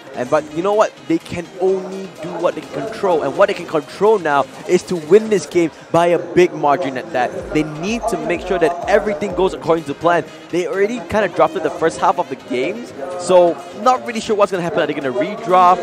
I would feel it's a little bit unfair if they kind of redraft because Grok would let go. So unfortunately, we do not have any news regarding that. So we just have to wait and see what happens. I think all the players are okay. I saw thumbs up just now. I hope they were good thumbs, not bad thumbs. So we're just waiting for some calls from production. We're really sorry about this technical difficulties. I think it's just maybe a couple more minutes, maybe up to 5 at max, but that's about it. You know what, for those of you at home, perhaps just the panelists, maybe we can ask the production team to maybe get some coupon codes. We did receive some coupon codes from the counter over there, and perhaps we can do our own giveaway. We'll have to see about that later onwards. What do you think of that? Yeah. We can do it. And maybe in the last game, Yes. the last match, we will have the codes for everyone's here. Because if you guys really noticing the Facebook also, in the Facebook live, there is also the codes that have been typed by the administrator to everyone who watch it. Don't forget to read them in as soon as possible. Interesting, but let's go back to this game. Fantasy Main IDNS, do you think Fantasy Main can actually win this game with that Grok pick? Do you think Grok is strong enough to carry that team, this so quote-unquote wildcard team, to their first victory of the tournament before they go home? I think my answer will be a bit contradicting. I feel like the Grok will improve their chances of winning, but it's going to be a tough task ahead because I feel like IDNS, they will win this. I don't know why I have this particular gut feeling. They are very strong, defending champions. Didn't work out in the couple of games that they played with, but then if they were to run the marksman meta, which they give the Grok away, which you all guys said it confidently, then it will be a great choice for them. And that is true. Once again, guys. Oh, that's the wrong game, Offside. dude. Offside. We didn't see that. We didn't see that, guys. Yep. That is definitely, this is the wrong crowd for you, my friend. Naughty. And, oh, I like this. That's better. Yeah. MSC. Hierarchy, Elbows Roar. Rising Wolf. Indo Pride. Indo Pride. Also Indonesia Raya. Indonesia Raya is the name of our national song. Okay, that's really interesting. Obviously, this is just a huge Indonesian crowd, and unfortunately, only one Indonesian team will have the chance. It's not even confirmed. Yeah. We might have no Indonesian teams in the last fall if this thing just goes really badly for them. You can see the Indonesian crowd just trying to keep their energy high through this pause. Hopefully, it does. It continues pretty soon. Actually, it can be two teams, right? But it's too hard because the Aerowolf is not determined that they will go to the final yet because we will have the AirAsia Saiyan versus the DD Pro Gaming. Yep. But it will determine who will get the second slot from the Group A. We still don't know yet. Yep. Is it Aerowolf is safe? But the B group also can get one. Yeah, it could be 0 Indonesian teams. It could be 2 Indonesian teams. Yeah. These groups are still wide open. It will go down to the wire and see what happens. And it all starts with IDNS against Fantasy Main. If IDNS wins, they already put themselves in contention of going through. And then they will have to wait for RRQ against EVOS. Yes, indeed. And I was about to say, this isn't a Texas showdown, it's a Mexican standoff already because you have a lot of people just eyeing for the prize, eyeing for the victory, eyeing for the kills. And again, group of devs. My, oh my, this is such one heck of a game. And ladies and gentlemen, look at that. That game lead booth is a lot of people. I think I have to go down there and see for myself later after the whole game series. Sorry, just to let you guys know, we're still doing our job. No worries. And hopefully it's all good. Yeah, hopefully it's all good. Fortunately, we still have 3 more games to go, but honestly, these 3 games will be pretty exciting. Yep. And we really want to see what's going to happen. Hopefully the issue has been solved. I think it was a phone issue. Obviously, being the last 3, they want to kind of solve this as make sure that all their problems are are fixed and they can perform in the maximum amount of comfort. Yes, indeed. And even though with the technical issues, even though I think a lot of people are going to scream in the comments, but again, we would like to take this opportunity on behalf of the crew, on behalf of the production team, to say apologize to you guys, and do stay tuned, do be patient. Again, if you guys want to chit-chat with us, want to know our thoughts, do follow us on our social media handles. Matthew, what's yours? Well, yeah, yours is very funny though. It's going to be funny. How is mine funny? Because yours is Matthew. That's my name. No, it's Matthew, not Matthew. That's how you pronounce my name. No. Okay, Okay, my go ahead. social media channel in a completely not funny way, in a very serious manner. It's MEHPHEW. See, guys, laugh it now. How is that funny? That's my name. Just laugh it already. That's like yours is better. KBC Sensei. Of course, the easiest to remember. Who calls himself Sensei? One who learns from that's a very mistakes and one who wants to teach people. You have a lot of self-pride, you know. So it looks to like call yourself Sensei. We're gonna stalk each other already in this stream. So sorry again, guys. But yeah, again, you want to know our opinions and thoughts? Please follow up Matthew or KBC Sensei. And of course, hello Jay. Yeah. I don't know. I kind of remembered your social media handle for Instagram. Bella Jave. Okay, that's what she says. Jave, it's easy. Fantasy Main, aside from the lowest points or 0, this team also get the lowest kill death difference. Sad. Yep. Among the whole team. And they've not been playing well, unfortunately, and I think they're the only team that kind of lived up to the wildcard name. Yep. The rest that we kind of said, oh, they're not going to do so well, they proved us wrong completely. So unfortunately, you know, there has to be one, and Fantasy Main is that team. But I'm pretty sure this is a really good experience for them. Right? Yes, indeed. They're going to go home. They played against the best teams across Southeast Asia. They're going to go back, going to get stronger, and maybe next year they can really put a good impact. And if they will to win this game, then at least they won't come home empty-handed. They still got 2,000 USD at 1 point. Yeah, that's quite a lot, 2,000 USD. Well, hopefully we will be able to start the game pretty soon. I do not see any signals on the stage, but I've not been seeing any signals for quite a while. So, playing my feelings there, guys. Just want to remind everyone at home, we are at Jakarta Internet Expo, Hall B3. If you guys are around Jakarta, we are here for the one more day, because tomorrow will be the grand finals, the grand finale, Championship Sunday, where the top 4 teams will battle it out to see who will be able to raise the trophy of MSC. And if you guys are around Jakarta, please come early. I do see the crowd here. It's very, very scary. Everybody is jam-packed. If you come early, you not only get to save a seat for yourself, which is free, just to let you guys know, you guys even have a goodie bag, and it's limited edition goodie bag. I had the goodie bag already. You have it? You guys will get it later. Just like how sure are you? Very sure. If I don't get it, I'll take yours. Yeah. I Wow. do agree with that. Looks like it's like a mistake for you to say it to us. I want the crowd to come here. So yeah, you guys can get a limited edition goodie bag, but you need to be very, very early. And tomorrow's day 3 is going to be whole full house overflow. Yeah, like I said, Championship Sunday. You can see the cameras just panning in left, panning in right. They're just trying to win. So you wave at the camera. Yep, we're here. Oh, yeah, the camera's right there. Hey guys, notice me. Notice me, people. I'm tall. I'm quite short. But you can see the crowd in this venue. It's crazy. It's jam-packed. And whenever an Indonesian team plays, it's kind of full. I don't know what dance is this like. Maybe yeah. Okay, I gotta say manager. Oh, hey. Hi, KB. Hi, everyone. Oh man, and Indonesia, you guys are the best fans out. There's so many people in the crowd. I am so proud of you guys. As a Malaysian and your neighboring country friendly friend, it's really good. I give you guys thumbs up. Not thumbs up, what do you call this? Claps. Yeah, like a serious clap. Just reminding everyone, Mobile Legends Southeast Asian Cup 2018 MSC is basically the party of legends. All the legendary teams are here in itself. Okay guys, we just got some confirmation. We are going to go on a really, really short break before we do come back, because there is still the technical difficulties, and we'll have to fix it really, really quickly. So guys, don't go anywhere. We'll be right back.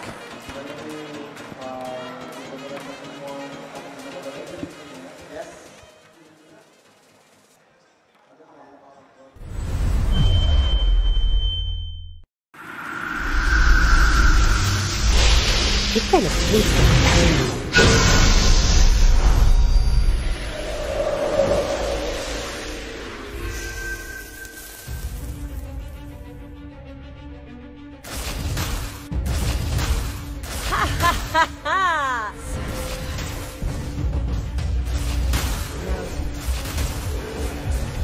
Killing spree.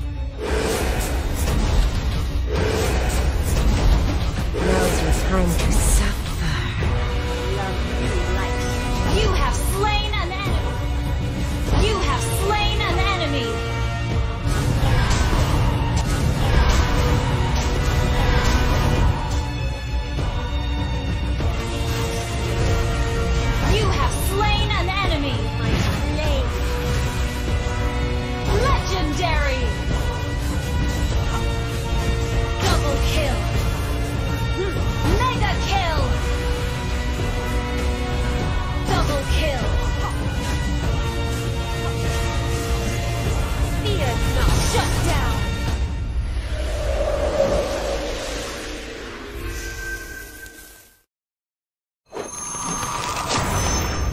Download for free Mobile Legends Bang Bang.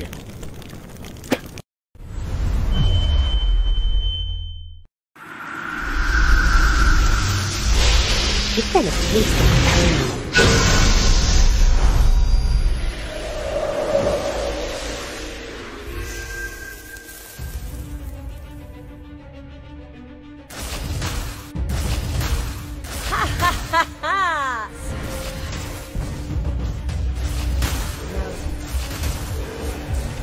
Killing spree. Now's your time to suffer. You have slain an enemy. You have slain an enemy.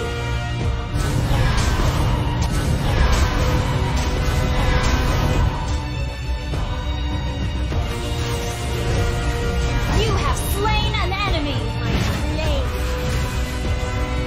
Legendary. Double kill. Mega kill. Double kill. Fear not. Shut down.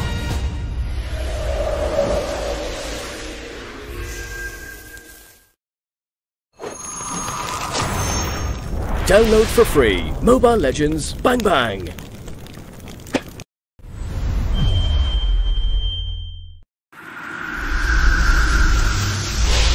Develop wisdom.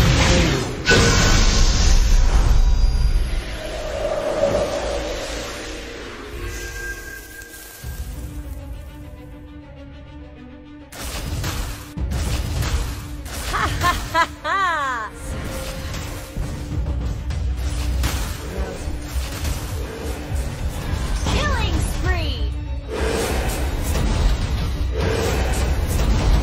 Now's your time to suffer.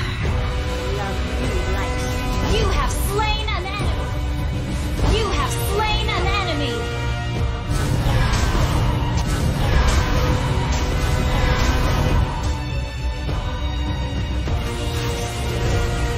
You have slain an enemy. Legendary. Double kill. Mega kill. Double kill. Fear not. Shut down.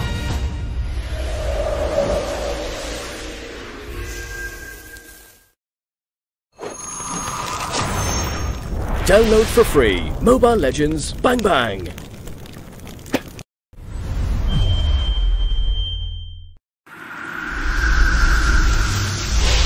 Develop wisdom.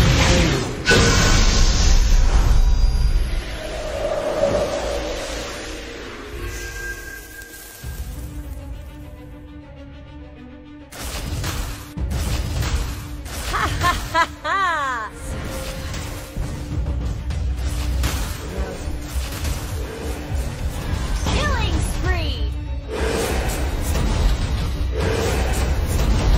Now's your time to suffer.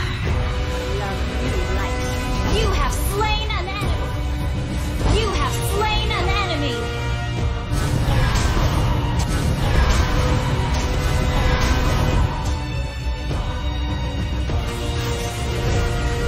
You have slain an enemy. Legendary.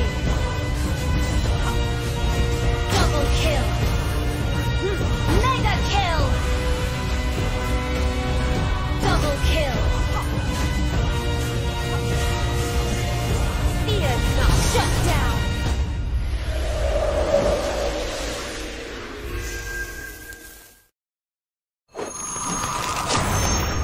Download for free Mobile Legends Bang Bang.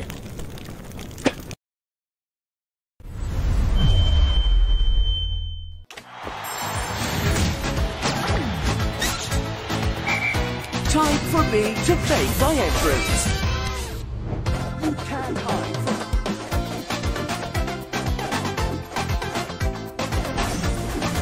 You have slain an enemy. You're still a long way from shooting me. You have slain an enemy. To the arcade.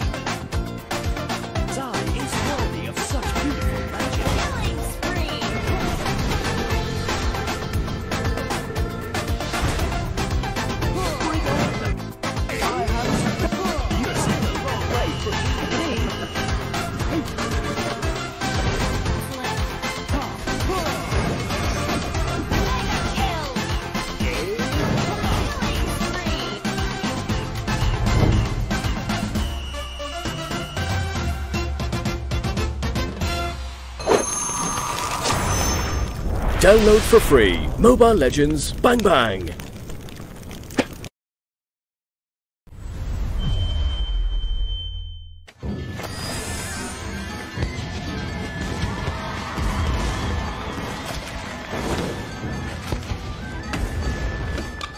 A thought to miss you, another to hate.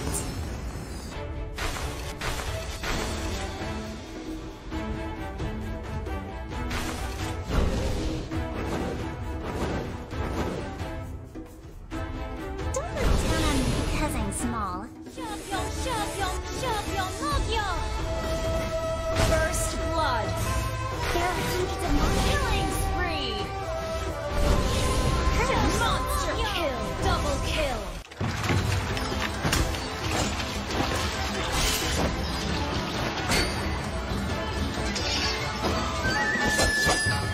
Let me clear the way for my master.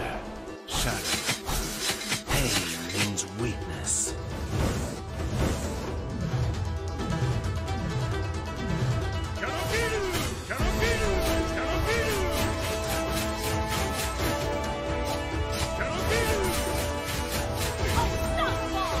Our turret is under attack. Godlike. Double kill. Monster kill. Legendary. Legendary.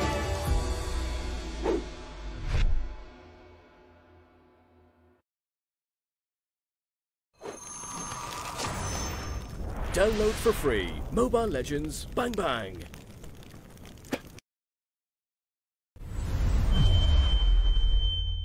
Hi everyone, we meet again in this new episode of Mobile Legends Hero Spotlight. In this episode, we will introduce Aldo, the contractor, who swore to protect the ancient maze of Minos. As the leader of the Minoan Guard, Aldo swore to protect the maze of Minos for his entire life. Unfortunately, the gods saw it fit to punish him by changing his bodily form, giving him a grotesquely large arm that struck fear in the people around him. What's scarier is that his arm can gain seemingly infinite power through the souls trapped within it. Needless to say, Aldo is a formidable foe on the battlefield. Overall, Aldo is capable of attacking nearly any enemy on the map, and he has the ability to endlessly strengthen his attack damage by killing his foes. In short, Aldo is a warrior who possesses strong burst DPS. For his first skill, Aldo activates his arm's latent energy to strengthen his next basic attack. If that attack kills an enemy unit, then Aldo's basic attack damage will permanently increase. What makes this skill even stronger is that enhanced basic attacks will deal bonus damage against minions, making Aldo a good choice for laning. In fact, this skill is Aldo's primary DPS skill. We recommend everyone to solo a lane in order to accumulate as much damage enhancements as possible, thus allowing Aldo to become a deadly foe in mid to late game. For his second skill, Aldo activates a defensive barrier that makes him immune to all basic attacks and reduces damage from other attack types. When reactivating the skill within 1 second of activation, or when the skill duration ends, Aldo will stun and damage nearby enemy units.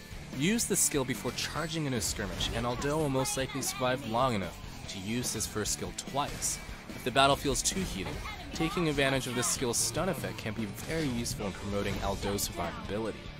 For his ultimate, Aldo can temporarily gain the field of vision of any one of the enemy heroes. During this time, reactivating his ultimate allows Aldo to lock onto one of the enemy heroes for a strike that damages and knocks back the enemy hero. However, cancelling the strike while Aldo is attacking results in additional cooldown time. Use this skill and Aldo can attack any enemy hero on the map, which is indeed very powerful. However, do not use the skill blindly. For example, it would be better to cancel Aldo's ultimate if he's attacking an enemy surrounded by allies. We strongly, and I mean strongly, urge everyone not to feed. As for Aldo's passive, after every 3 attacks, the next attack's damage will generate a shield that absorbs damage, lasting 3 seconds each time. Now here's something amazing. The basic attacks enhanced by Aldo's first skill will also activate his passive. What this means is, Aldo can generate a very powerful shield due to the synergy between his passive and his first skill.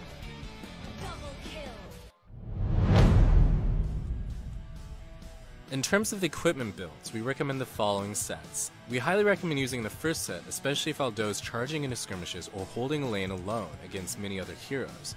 The equipment item Endless Battle works especially well with Aldo's first skill in generating devastating damage output, while Wings of the Apocalypse Queen helps ensure Aldo's survivability when ganking.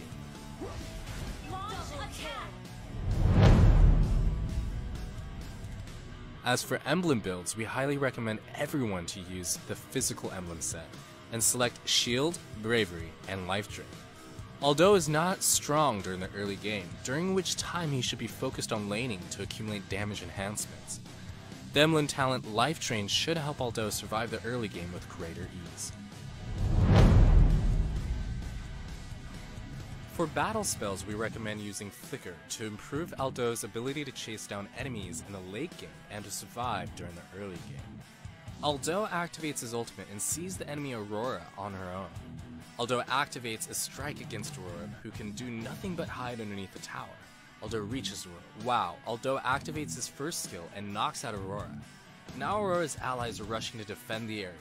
Leslie is already under the tower, but Aldo chooses not to back down. He activates his second skill to absorb tower damage while he goes after Leslie. Leslie uses her second skill to knock Aldo back under the tower. Now, Aldo seems to be a goner, but no. He uses Flicker to teleport to Leslie and activates his first skill to finish her off. And that's Mobile Legends' latest hero, Aldo, coming soon for 599 diamonds or 32,000 battle points. Make sure to take advantage of the 30% launch week discount. Until next time, we'll be seeing you in the Land of Dawn. Download for free Mobile Legends Bang Bang.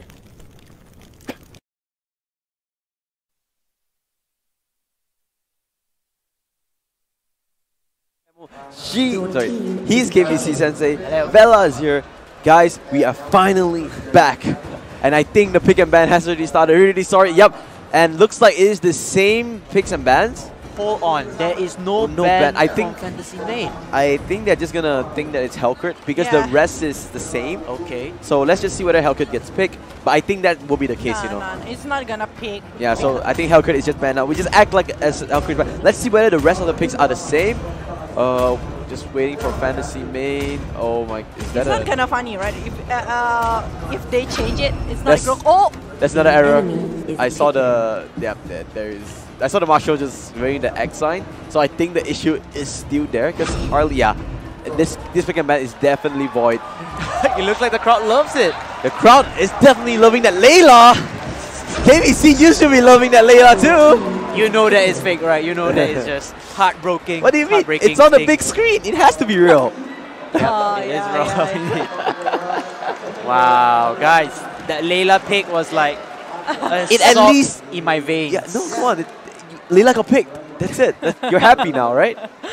Okay, I'm contented. I'm contented, Matthew. Layla got picked at MSC. You can officially say that.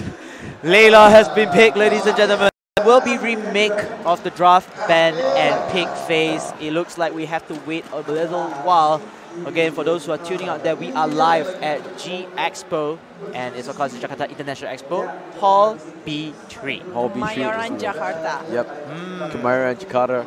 Something that we missed out because we don't really know this place so much. But yeah, it looks like I can see everyone running back to the seats because they thought the game was going to start. We thought the game was going to start. Yeah. But you hear the crowd, right? Like when Layla picked and they don't think that it was another remake one. Like everyone is cheering, like, what? Another Maxman. They want it. They want it. You know, here's the fun part. That was IDNS pick. Let's say if the Layla was true and everybody was like supporting, yo, Layla! I'm not sure whether it's a good support or a bad support because, you know, you guys know what I'm thinking. I don't think so. I think it's just like, it was clear that the game will be remade. Yep.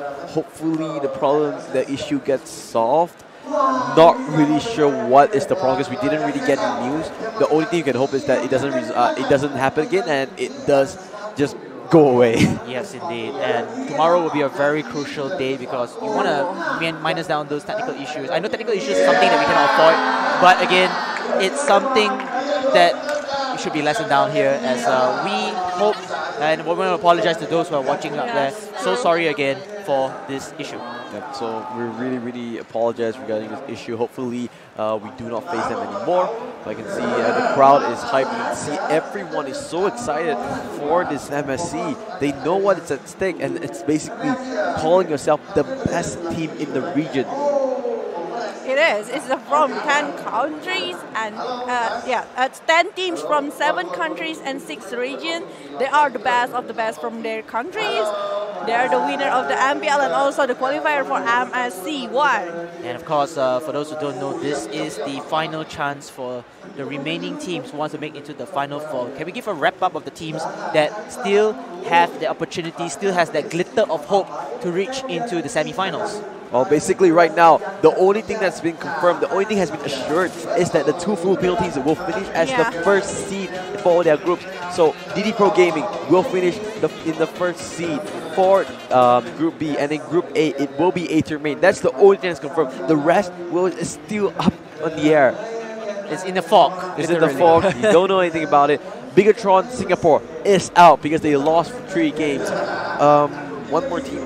Fantasy Main is also out, but they are going up against IDNS for pride because there is still a chance. If they win this game, they will have 2,000 USD in their bag, and that's not too shabby. That's not too shabby indeed. And I want to see these teams putting the final effort, whether you are in the tournament where you're fighting for your dear tournament life or you're just out there. Again, the money is line, and 2,000 USD is a lot of cash. It is a lot of cash. It's something like winning a small tournament itself.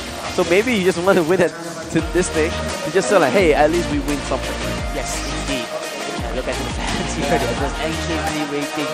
I think they are looking forward for the games that we have later onwards. And tomorrow, day 3, the final day, it's gonna be LIT, which is big. Yep, and you can see tomorrow will be Championship Sunday when we will play the playoff bracket. Just to remind everybody, right? The semi-finals will be a best of 3, and the finals will be a best of 5. So that is the hype. That's where you want to start. Oh, you see there, a couple guys from EGG. And the Aerowolf hat. The Aerowolf hat, that's actually a pretty cool hat. That's the Aerowolf manager. Yeah, that's the Aerowolf manager. That's actually a pretty cool hat.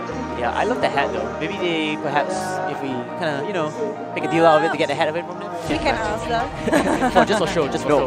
What I really like so far, like if you talk about team merchandise, RRQ hat is pretty cool. I've been telling Odie, I've been telling Sue as well that RRQ hat looks really cool. Yep.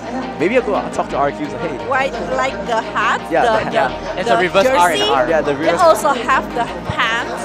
They also have the RRQ sandals. Wow. There's a lot. Also, same goes with the EVOs. EVOs all have the jersey, everything. The dolls.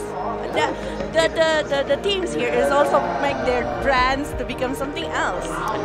That's pretty cool to know, right? When they have their own peripherals, they have their own apparels as well. Yeah. So you can see how big esports is in Indonesia. And you can see from the view of the people who come here to support the others, they're using the same, like they're using the RRQ jersey or Aerowolf t-shirt, anything. And looking forward to it. Everyone is anxiously waiting for the draft ban picks. Again, we talk about the marksman meta, perhaps will be played by IDNS. It's still in the dark, we're still not sure yet, but that Grok achieving or letting it out of the ban phase, that's where, you know, perhaps, just perhaps, there's a glitter of hope that IDNS will play the marksman role. Let's do this again. Okay. 3rd time's the charm. Is banning. Fantasy Main, IDNS, the last group stage game for each team. IDNS needs a win. Hellkirk gets banned, Selena gets banned. I'm just trying to get a bit of hype here, guys. Look at that, Hayabusa already being banned out, and this should be Lancelot if this pick stays, and yes, it will. So I think they will retain back every single pick that we saw previously until the 3rd one where it was a Minotaur. Yes, so I think the rest will be the same. Yep, Grok gets locked in, and then it will be Cho and Martis. Yep, Martis and Cho will come in, and then on the other side it will be Bane and Jawhead. Just to make sure that I get it right, Jawhead and Bane. And now, this is where everything starts again, because we don't know what was picked. This was where the bug happened, and I pray it doesn't happen. There you go! It is the Gushon, it is the Katrina! Whoa, Katrina here to get the Gushon. What do you think about that? I love the Karina build. She is actually a hybrid assassin mage alongside with Gushen. So having those picks, like you did mention, you wanted to see some assassins being built up. This is their high output damage heroes. Without them, I don't think IDNS has the potential to at least get more kills in this game. Yep, and now we can see on the side of Fantasy Main, the Vietnamese squad, they are going with Harley. They might... they're still contemplating on the last pick. It should be a Saber. They need the lockdown. But no, they are going with the Lolita. Lolita has a lot of CC as well on the charge and the Numenon Blast. So it kind of does the same thing, but it's a bit more tanky and it can block away the blades from Gushen. That is the main thing. And I think Lolita is also the... No, it locks in! They're going for it! They are going to Raphaelia. Now, no marksman. That's the main thing. No marksman, but they have a Raphaelia. Is this going to be a marksman Raphaelia like you were talking to me, KVC Sensei? Yep. Or will this be just a normal support Raphaelia? They have enough damage, to be fair. They have the Gushen, they have the Martis, as well as the Katrina. Okay, guys, really, really quickly, before we go to the casters, who's going to win? IDNS. IDNS. I'm going to say IDNS as well. Guys, this is the final game for the group stages for IDNS and Fantasy Main. Casters, take it away. And that is the draft pick. After a bit of a while, there was a bit of a technical issue, but we are gonna see Fantasy Main going against IDNS. This should be the there's one more from Group B. Yeah. There's Arcade versus FOS, but this is going to be the last match for both of these teams on the group stages. And IDNS, if they can win this one, they're going to have a lot of issues. We're just going to see a lot of tiebreakers if FOS wins the games against RRQ. And I think it's going to be amazing, but my vote is on IDNS. What do you think? I'm going to be neutral and pick the other side. And of course, with me, I am Su Kirisaki, the co-caster, and my main caster here is Hachiken. Of course, I'm hoping that they're proving me wrong, because if IDNS wins, the Croc is gonna have. It's gonna break the curse. Yeah, it's gonna break the curse. It's not gonna be like mini god anymore. But so far, it haven't been proven wrong yet, as Grok has been 100% win if picked by the other team. So invading the jungle here, a lot of damage here for easy. They have to run away here. Half the damage. There is the Grok though, however, with the power of nature, got the kill. Harley was able to kill it with the poker stick, but there is a mortal coil right onto Silent Sido, and there was that kill as well coming from Easy, being able to do the dance of that right onto that second kill. And look at this, there is another kill from Framesy right onto that Grok, and IDONOTSLEEP is now on the advantage. Can Grok be the hero that is able to give the first win onto Fantasy Main, or is it going to be IDONOTSLEEP winning this one? But look at this, there is the shadow, the blink, the dagger, and then the Shadow Blade Slaughter, but it won't deal enough damage onto Nen as the Jawhead was able to survive. So far, Grok has been proven to be one of the favorite pick or ban for any team practically. Either they ban them or they pick them, but it really depends on whoever playing in and how well the team are going to revolve around him and make a play out of him. And as you can see here, the IDNS side is actually trying to control the skull, but there is a mortal coil coming from Framesy, almost with Asher's Rod, but will go back instead as the players from IDONOTSLEEP will try to control something else. The turtle is already up, but there is Grok waiting in that bush. And so I'm not really quite sure about the Lolita pick here, because most of them is melee attack. It was really close range, and now they're circling around the turtle, trying to contest for it. Fantasy Main have to take this one, but turtle is going to be taken by IDNS here. The wall has been up here. A lot of damage to IZ, but the troll has to go down here. Jawhead as well by Rafaela. There is the Usher Turtle coming from Framesy. There is the Deadly Catch coming from Bane, and that is the one kill coming from Bane, but again, Gushen is still dealing a lot of damage. Karina as well with the dance of that and the Shadow Rush. Gushen almost escaping that one. Karina, but Tai Le with that Bane will be able to pick up that kill, as there is a killing spree coming from Harley. Zed is dealing a lot of damage, playing very well with that Harley, also playing very well with the Harley on the last game. Definitely. And especially with Bane with the double kill, he is getting more gold differences in that way. Getting another item, as we can see. A knock a flip over by Jawhead there, but there is the no rush. check, but onto the ultimate as well through the rush as Framesy here is gonna mortal call onto Nen, but he realizes there is two other guys waiting behind that river as the blast wasn't able to hit anyone. But look at this, there is a mortal call, there is the blink as well, coming onto straight onto Bane as Gushin was able to pick up that kill with massive damage. The Shadow Blade Slaughter was able to pick that kill up. 4-man team there forming on the bot lane for IDNS, trying to secure any kind of minion there, trying to push people out of their jungle here so that they won't invade. As far as the interesting part is that with Rafaela, that means that Rafaela will be able to peel off Easy playing, Izzy playing Katrina. Sorry, Katrina. My bad. Yeah, I had an extra A there. I'm sorry. But with the Katrina just on standby and being peeled off by Rafaela, it's going to be really hard to disable her down. And when she gets trolling, she's really powerful. There is the Guardian's Barrier already up though.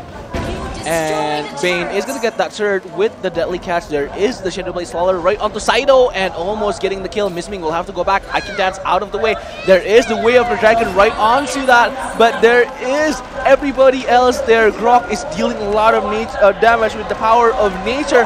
And Missming will go down as well along with Katrina there. Izzy will have to go down. Rafaela will go down. There is already 3 kills. 2 men left on the IDONOTS team as they are trying to run away, escape this fight. Framesy will get blocked with that wall. The Guardian's Barrier just on point right there as Framesy will get the deadly game. Will probably go down with the damage. No, he's gonna survive just with a sliver of health as he is gonna recall, but the turtle is gonna be for Fantasy Main. Already evening up on that kill and that gold lead is already on Fantasy Main, but there is a Way of the Dragon right onto Tylee. There is Gushin quickly backing it up with that double Shadow Blade Slaughter and was able to get that kill as Missming is gonna get the double kill there, trying to get this buff as well. Beautiful flicker, Jikundo right there, trying to deliver it all the way to the upcoming, the incoming team of IDNS. It was beautiful. And as you can see here, Framesy is going to get that jungle creep while Missming will get the crap instead for the extra gold. But look at that, there is Jawhead, there is Grok already waiting in bot lane, but there's 3 guys there. 1 Gushin, 1 Martis, and 1 Rafaela. Lucky wasn't able to get stunned there with the passive, the super OP passive. But there is the Jeet Kune Do. However, Missming is going to get stunned. There is a mortal call, although from Framesy was able to stop that attack instantly as IDONOTSLEEP have to regroup again here. They're trying to push mid. Fantasy Main will do the Deadly Catch right onto the turret as Tylee is now dealing a lot of damage. That Deadly Catch is massive, but that blast from Lolita won't do anything, as it just kind of gave them like, okay, back off. And of course, Bane's ultimate does provide a lot of war opportunities here, a lot of damage during the war, especially when Lolita... the Guardian's Barrier was really on point again, coming from Lucky.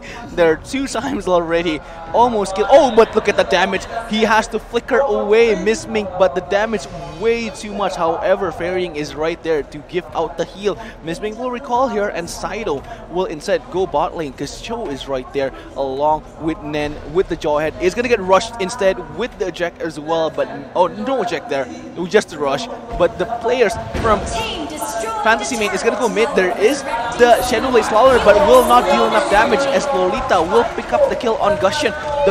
Look at that ultimate, was able to hit Izzy, and the deadly game is already on her body. Will Izzy go down, or is it? Never mind, Izzy will actually survive that one. Rafaela was able to heal it out and stay alive, but look at that. And during that war, Lucky and Saido was able to get a Tina shield, trying to counter as much as possible from Gushin there. Framesy all alone, they're almost getting caught, but sorry, gone. No, they were trying so hard to counter Missming's Gushin because it was contributed so much damage using the magic damage. Technically, Izzy is also a magical damage. Katrina has been known as a magical damage, so building a tiny shield for all 5 of them isn't actually a bad idea. That's actually a very good idea in my personal opinion. But then here, along with Lucky, will try to push mid lane also with Tylee, the Bane, the all-powerful Bane, but Lucky was actually got Jeet Kune Do there. Gonna get knocked up. Izzy is there with the Katrina, but Zed will go bot lane instead along with Bane. Will push that lane. Tylee with that Bane is a real annoying wave clearer. And also the Thai team, the IDONOTSLEEP team, have to take care of the incoming minion in the mid lane there, leaving the other lane actually pretty empty. So the right turret now, is gonna go down, Fantasy Main can easily try to push tier 1, tier 2 for now, but yeah, it's quite empty. They were just like focusing on the mid lane here, not much of a defense on top lane and bot lane. Fantasy Main might actually win this. They're playing very well. Look at this, no turrets down yet on Fantasy Main side, and IDONOTSLEEP is having a lot of issues just trying to get that gold lead deficit. But look at that, 5 people just gathering around, trying to clear it, vacuum clean all of the turrets. There is the Guardian's Nature, not Guardian's Nature, the Guardian's Barrier, but the Deadly Catch is able to push that lane. Again, Bane is just a massive powerhouse when it comes to lane pushing here. And now Jawhead is leading with level 12 here compared to the other team. The most is level 10. They're very different in level here, and also gold difference is very different. Almost minute 10 now. AZBin is trying to seal that, but no avail. Grok was able to get that kill as AZBin will have to run away with the flicker. Misming is trying to get away out of that fight. Will almost die, but can he survive that one as Grok is actually chasing him from behind, but Will caught ferrying from behind instead. Guardian's Barriers are already right there, but Lolita was able to get 1 kill. AZBin is going to go down, but look at this, 1 by 1. The players from Fantasy Main is actually getting picked off because it was a 1-for-1 trade actually. I was about to say that. There wasn't...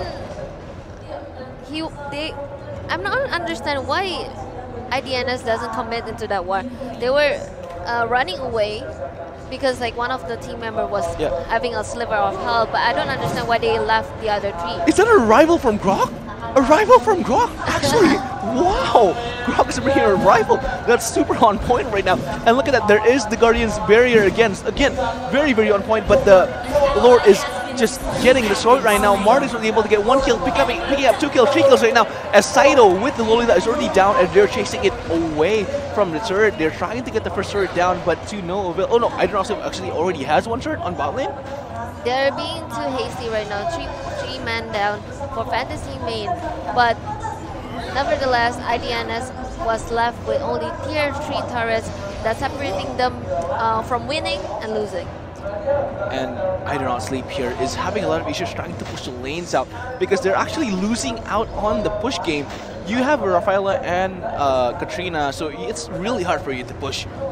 While so Martis is trying so hard to push on the top lane. It's just a little bit of help there for the tier 1 turret on the top lane of Fantasy Main. But here comes Grok. He was trying to clear out the lane as much as possible, so it wouldn't let ITNS to even push at all. Yeah, and as you can see here, Lucky and Zed and Saito, Ty Lee is all gathering up, while as Jawhead is gonna be in bot lane, but look at this, SZB is gonna get captured in between 4 people. Look at that Guardian's Barrier just super on point. But the Whale Protector to run away, but there is the blast, will not hit anyone. However, Jawhead was able to get the kill onto Katrina. All alone in bot lane. Gusion wasn't able to help as quickly as he was expecting, but Gusion here with Misming is trying to figure something out as Grok is just too powerful to deal with. Framesy will have to flicker out the Guardian's Barrier, almost actually getting it, but that kill from Harley was able to be one of the main point why Fantasy Main is winning this game, because Martis is their CC dealer, and without Martis, they're having a lot of issues trying to deal a lot of damage onto Fantasy Main. And meanwhile, Jawhead is just clearing the minion without any distraction from IDNS at all. It was a shame that Rafaela and also Martis have to go down there, but Grok and the other 4 member is pushing up on the top lane. Oh, look at the knockup with the Way of the Dragon right onto Zed, but he's gonna go down. Is Zed ejected and ultimated coming from Jawhead, but I think this might just be GG. But Martis is able to salvage it just a bit. The Superman is already pushing in, but 1 down, 2 down, and Fantasy Main is now lacking 2 people as Misming is trying to deal enough damage to Tylee. At least there is a Dali catch, but he's almost dead and actually getting hit by the jungle creep right there, and will go down with this 1 sliver of health, and he just go like, ha, slap. It was quite a shame. He was not in a good position in that time. because Grok was actually trying to get the jungle creep, Yeah. the jungle monster. So he already initiated the Yeah. aggressive. It's kind of Grok's fault at that point. Kind of Grok's fault. And But- so we are 10 seconds away from the next Lord here. Probably Fantasy Main is going to take this one without no contest as IDNS is trying to defend their base. And they're Oh. trying to clear out the top lane as soon as possible because this allied super minion is already, the blue super minion is already there. But the players from Fantasy Main is trying to push in onto bot lane as the top lane is actually getting pushed. Having an objective in mind here apparently because they're trying to just avoid pushing along with the super minions, so all of the players from IDONOTSLEEP has to focus on something else, and they could actually get the 4v5 fight. But look at this, Nen is actually going to get captured. There is the non-man blast, and to no avail, didn't actually hit anyone.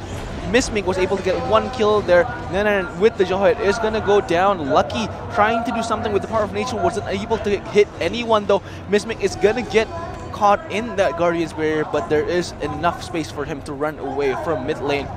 As Lucky here with the very on point. Oh, Power of Nature is already ready, but Azibin is going to go back instead, too afraid to face Lucky here, as Grok is way too powerful on this meta right now. And so Martis is trying to clear out the main on the top lane. It was so difficult just to get that a little bit of turret there, a little bit of hit necessary to take it down. But IDONOTSLEEP is in a dilemma right now, either to protect their own base while the allied super minion attacking from top lane here.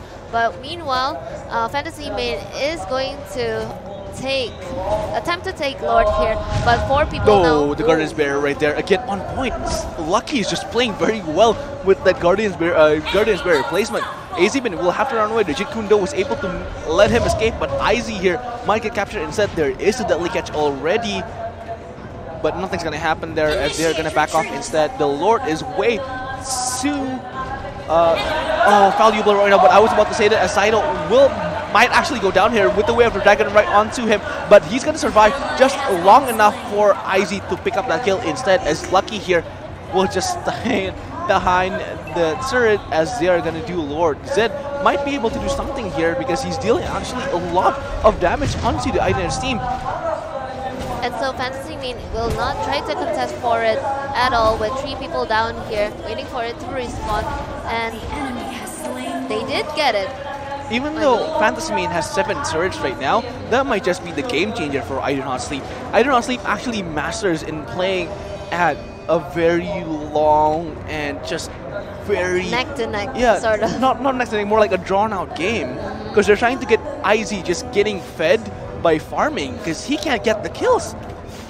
He's having a lot of issues just trying to dive in because Grok is right there, but the Lord is going to push from bot lane instead as the players from IDONOTSLEEP is trying to regroup along with the Fantasy Main players.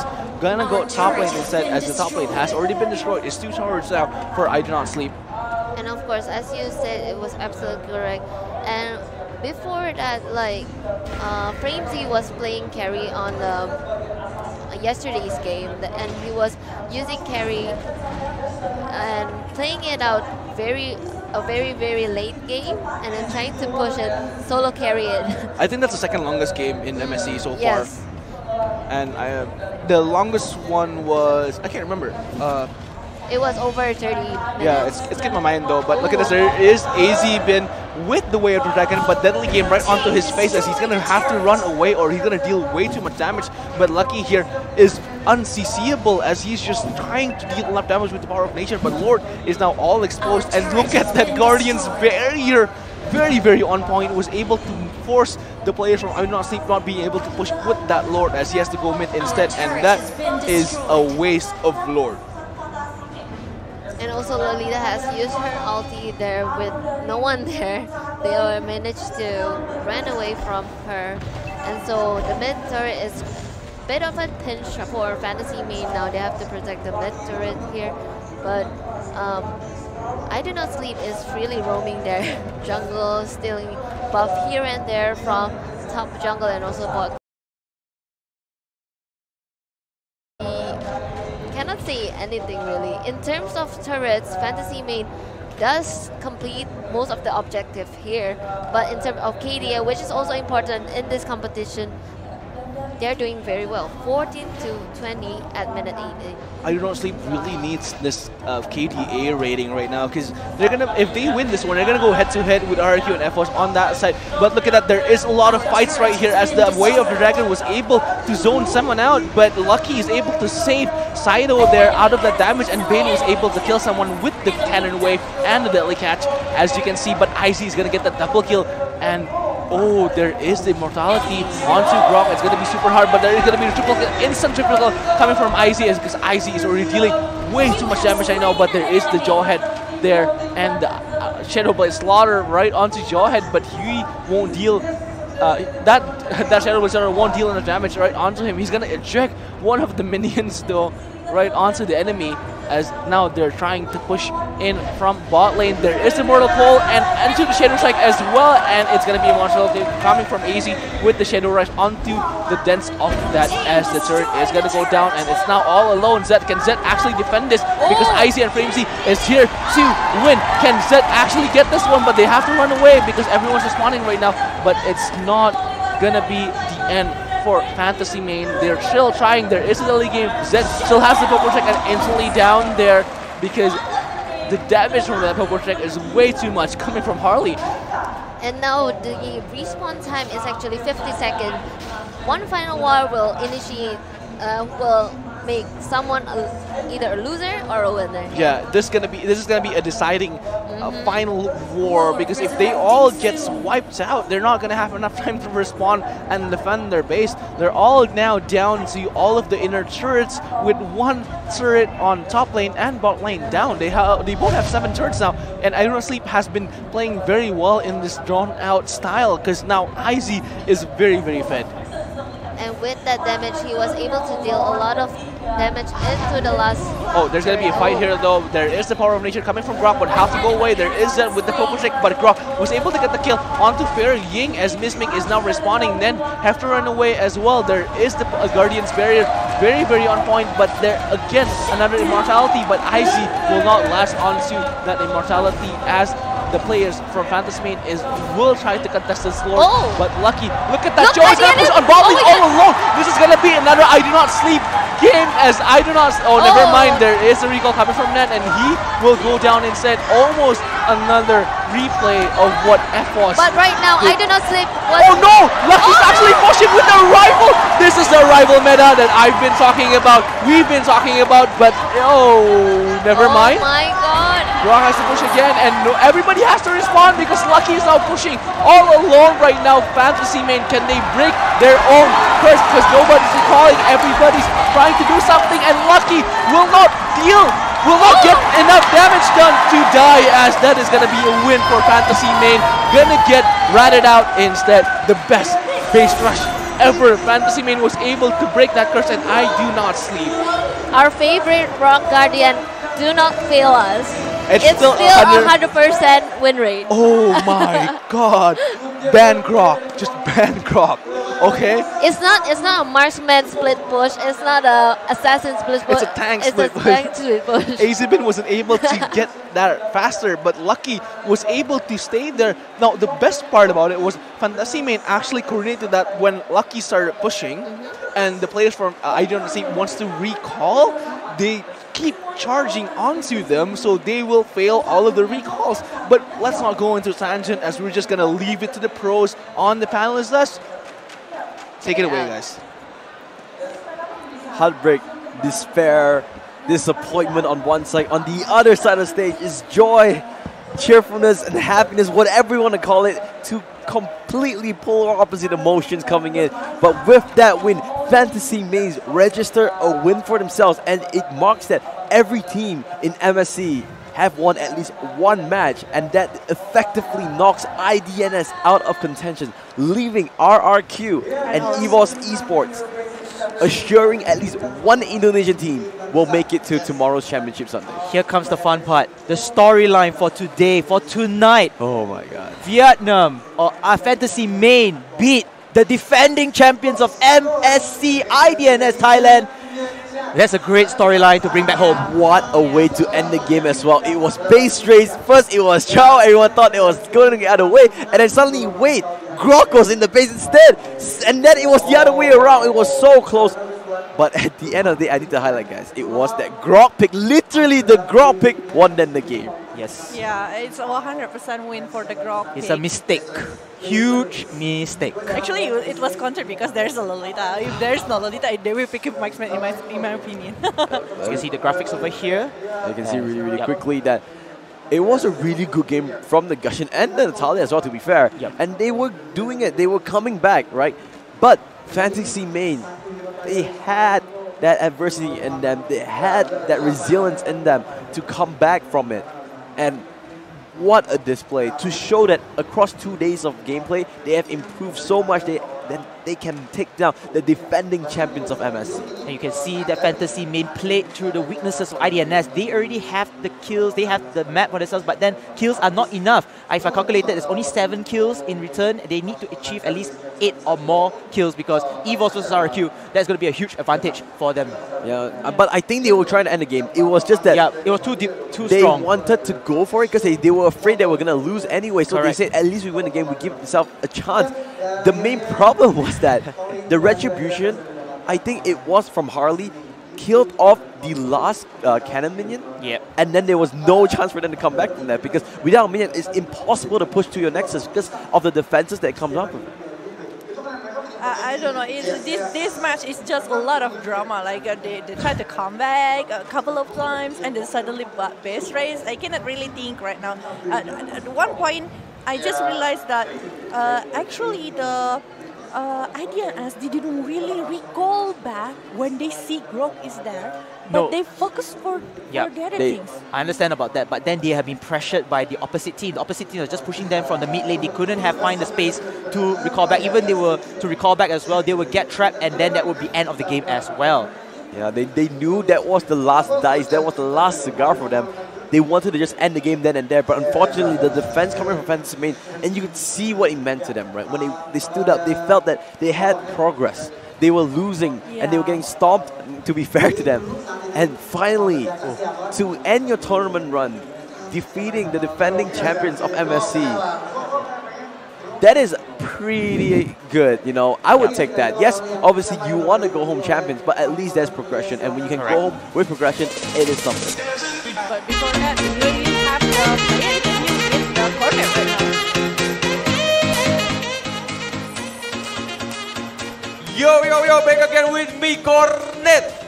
And I'm with the champion. The champion for the match, like, finally, Fantasy team. You won 1 point. Like, this is your last game and you got 1 point. Like, how do you feel like now? What do you feel?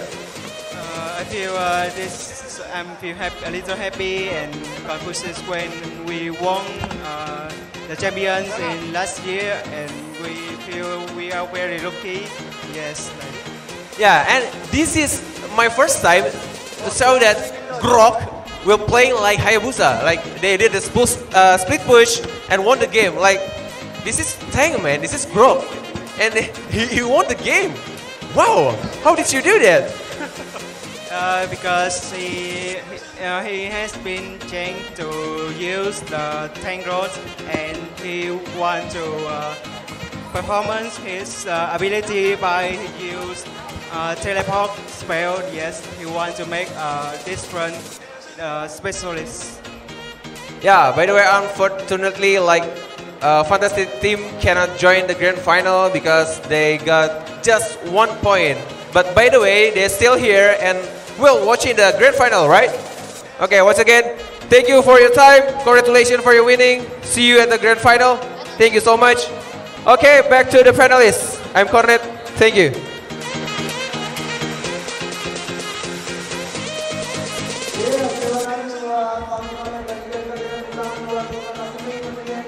And sorry about that. And we are back with the panel desk right now. I'm going to be with Viana Sukrishaki and of course Vincent Odi. We just moved out of the caster desk. Apparently the Malaysian casters wanted the caster desk, so we just got moved out.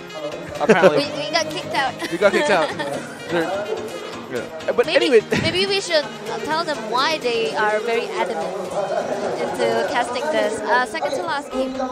Second to last game, because it's going to be the AirAsia Saiyans, and it's gonna be that one game that determines whether they're gonna stay for the third day or are they gonna get knocked out. And apparently the Malay pride kicks in. They're like, we want to cast this game.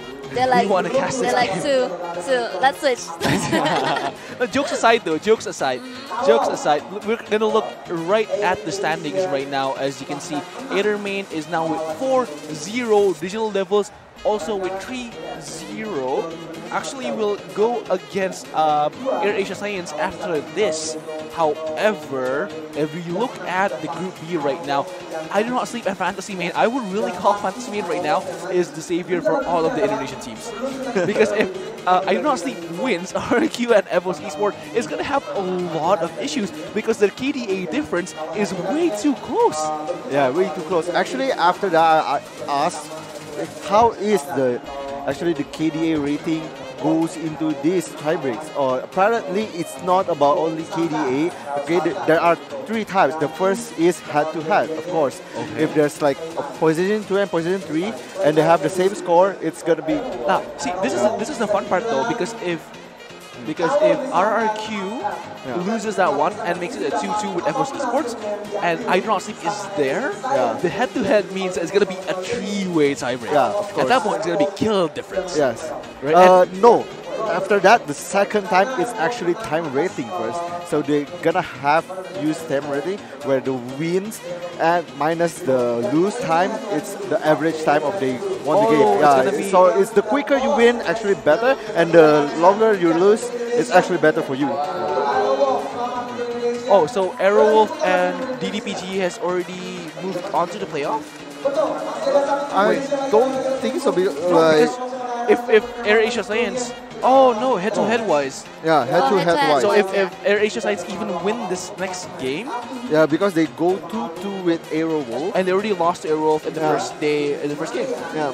Oh, okay, I get it. Actually, yeah, I think Aerowolf is definitely gonna win this, but what like, Aerowolf? What do you mean? AirAsia Science. I mean, Aerowolf is definitely gonna go to playoff. But it doesn't matter anyways at that point because they already won against the Burmese Ghosts. So I guess the Burmese Ghosts won the other day was actually a blessing for Aerowolf because they've been playing sort of horribly, at least under what we were expecting. They were going to be playing. We were expecting a 4-0. We didn't expect them to be a 2-2. But head-to-head wise, they already won. So it's going to be congratulations, of course, to DDPG and Aerowolf for already advancing to the playoff for tomorrow. However, in the Group B is the hottest one so far. But it's actually, we have confirmed that one Indonesian team at least will be at the playoff. Yes. No, two Indonesian teams. Actually. Two at least Indonesian teams. Because like either RQ and EVOS, they're definitely going to be in playoff. It's just not which one. Matter which one. This should be very interesting though because that means that it's going to be an Indo-Philippines versus Indo versus Philippines. Yeah. So it's going to be like the leader, sorry, it's going to be the head of Group A going against Group B. I mean, we're going to go to the figure profile before we go into tangent as we are going to go into the next game. It's going to be AirAsia Science going against Digital Levels Professional Gaming. We're still waiting. We're still waiting, apparently, because the panels from Indonesia side is also still talking, so we're just still waiting for the videos. But yeah, who do you think will win on day 3? Grand Finals. Grand Finals? I think.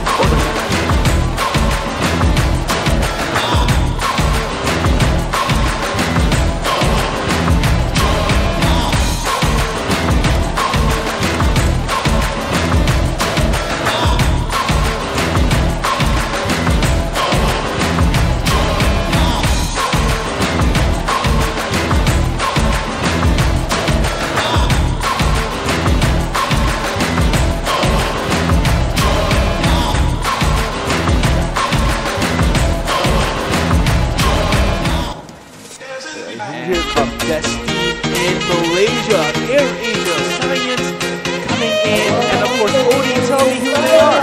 Yeah, it's Fredo, Soros, Ras, Penjahat, Loda and Good. I think gonna be one more time on the main stage, probably I think for the last time, if we are correct, because like I'm getting a lot of information here, which one is correct, one is still available, because like usually we use time rating on KDA rating only, but this time they say there's a head-to-head and time rating. But this is not confirmed. This is by Noontun himself.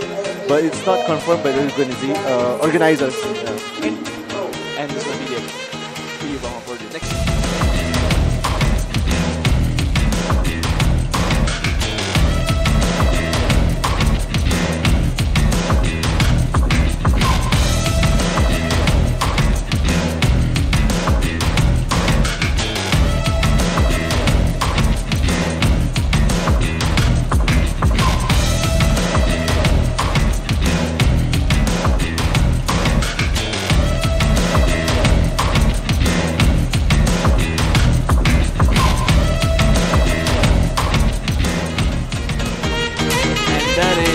Visual Devils Professional Gaming, the dark horse, the actual dark horse of the tournament. Now the winner of Group A from Philippines. Odie, tell me who the rosters are.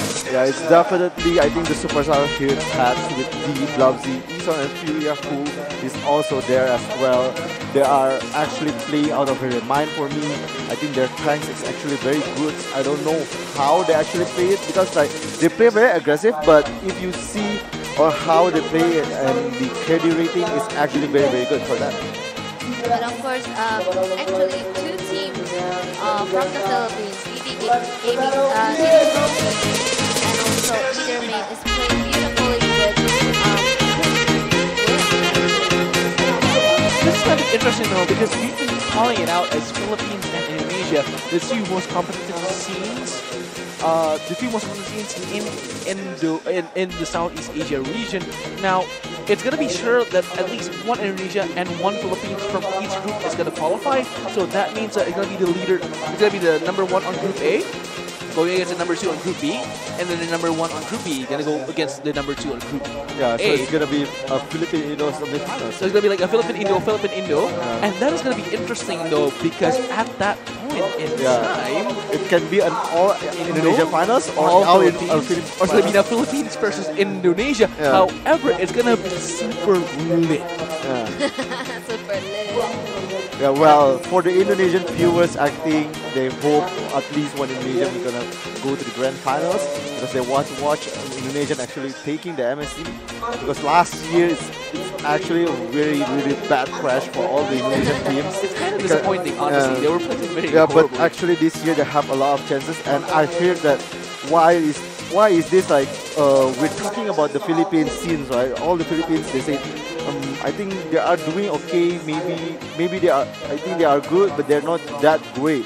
But for all the professional team, actually they are asking, because it's very hard for them, because they don't know what they usually play. Even though they have MPL, it's just like very recent. They don't have the time to watch all the games. And the second is that the region is different.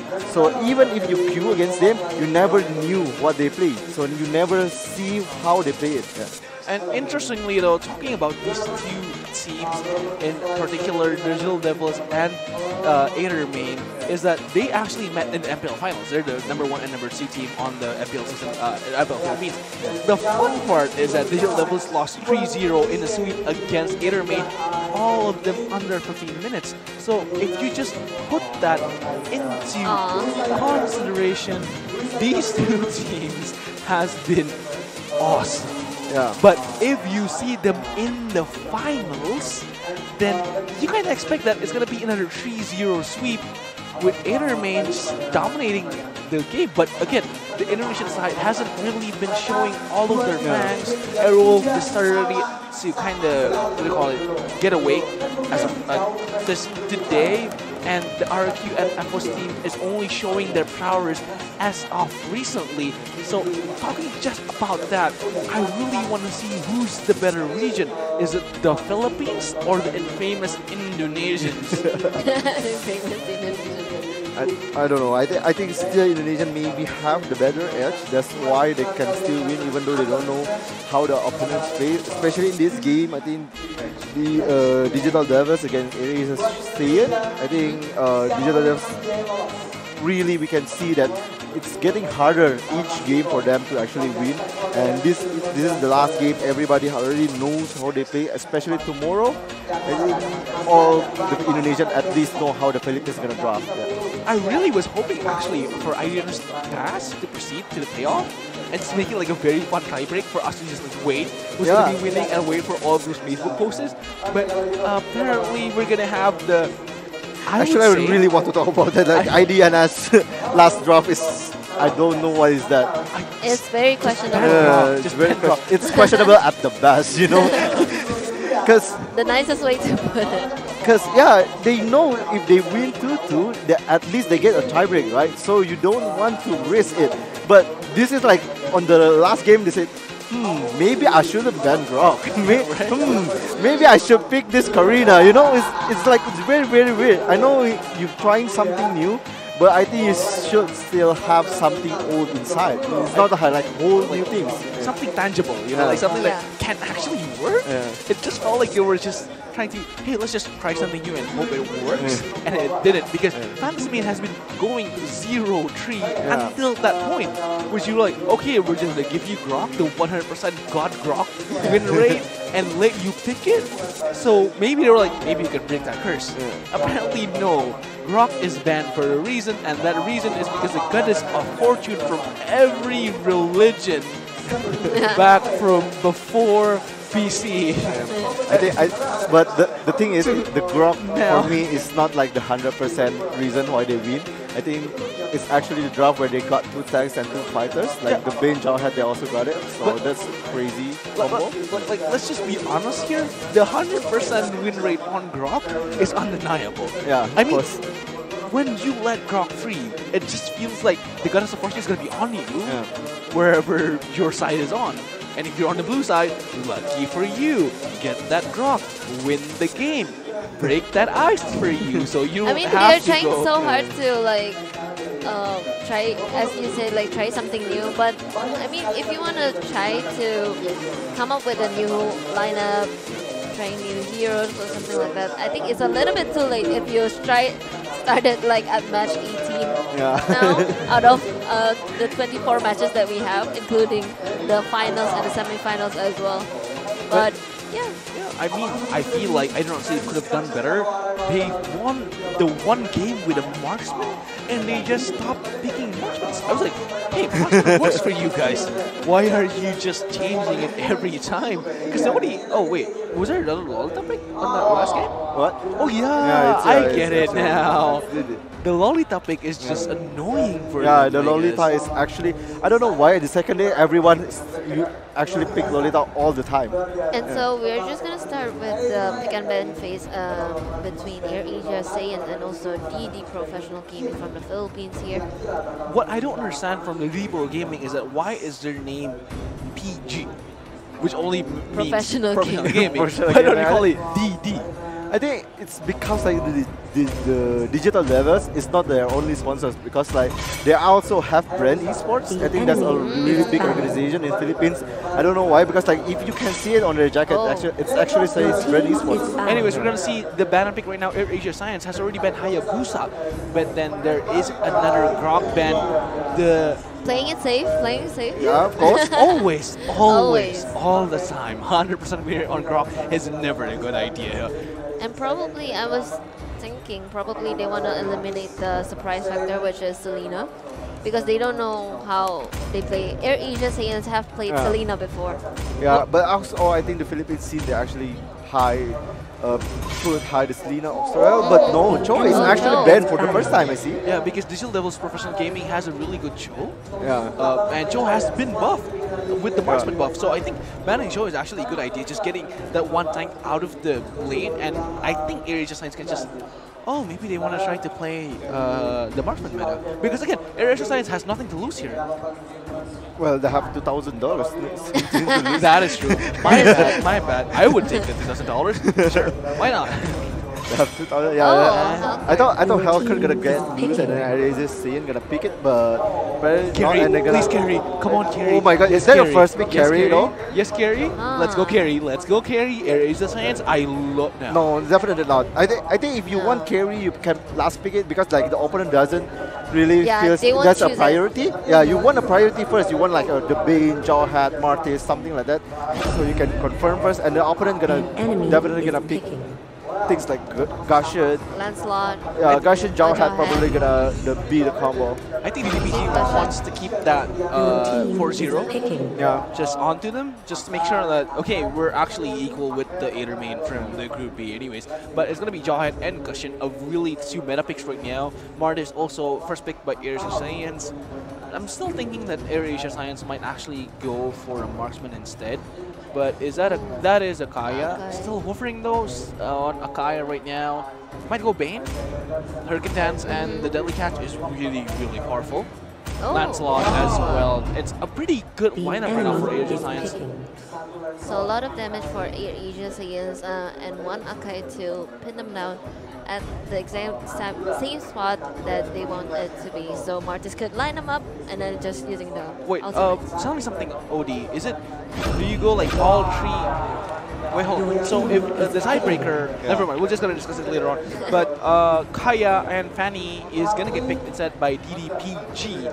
And Few is a really good Fanny and Vexana. Yeah, this is actually a very hard draft to fight against because like Digital Devils, they have Gushon and Fanny. Like two of those heroes is very flexible. They can move around the map very quickly.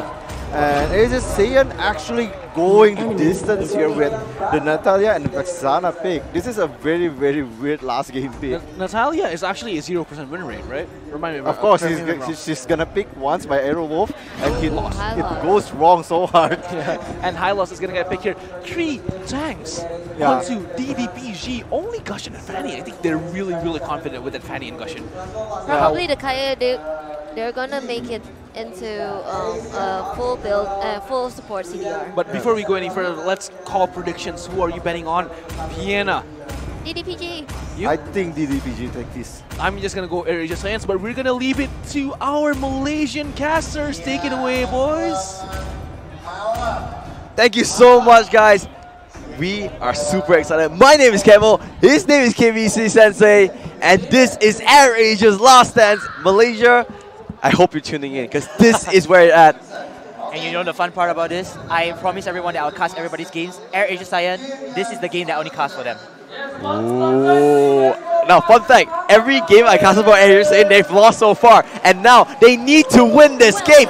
This is where it's at. This is for everything, their tournament life. And on top of that, they not only need to defeat the undefeated team at MSC, they need to win by 12 kills. 12 kills or more, ladies and gentlemen. This is gonna be the do or die situation. If you're an AirAsia Science fan, hashtag Ultra Instinct, because Camo, take it away. Oh my god, Ultra Instinct is right, but now, really interesting that Logan is playing with Sana.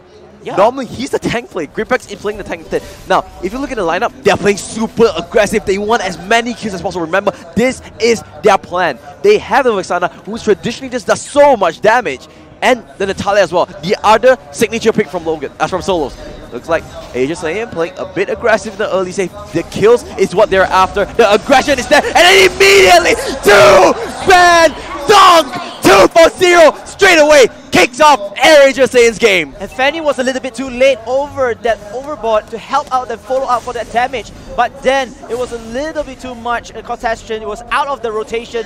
And my, oh my, AirAsia Science, boy, you guys got 2 kills. You know the funny thing is, Vexana was there and they last picked high loss for Digital Devils. Vexana can actually just clone that high loss, which I can't make any sense right here. You know, I actually think AirAsia Science played a really cool mind game, right? Yep. They hovered over carry in the first week, and even we were like, why did they do that? And then I was realized, oh wait, they're just making it feel like they're gonna last pick it. So if you look at the lineup on the side of DE Pro Gaming, they have a really strong dive lineup with Jawhead, with the Gushon, right? Yes. And it perfectly counters the marksman. Then suddenly they pick a Vexana that has so much range that it's so hard for the Gushon and the Jawhead to reach to. Meanwhile, AirAsia Science and DD Pro Gaming, they are going in with a 4-2-1 lineup here. You can see that Natalia is going to post that. But then Fredo is here. He's going to use the mortar call. He's trying to at least disrupt that. He managed to do that, but it's going to be a stalemate battle for the time being. Alright, calm down there, KBC. Just some love taps here and there. Not so interesting yet.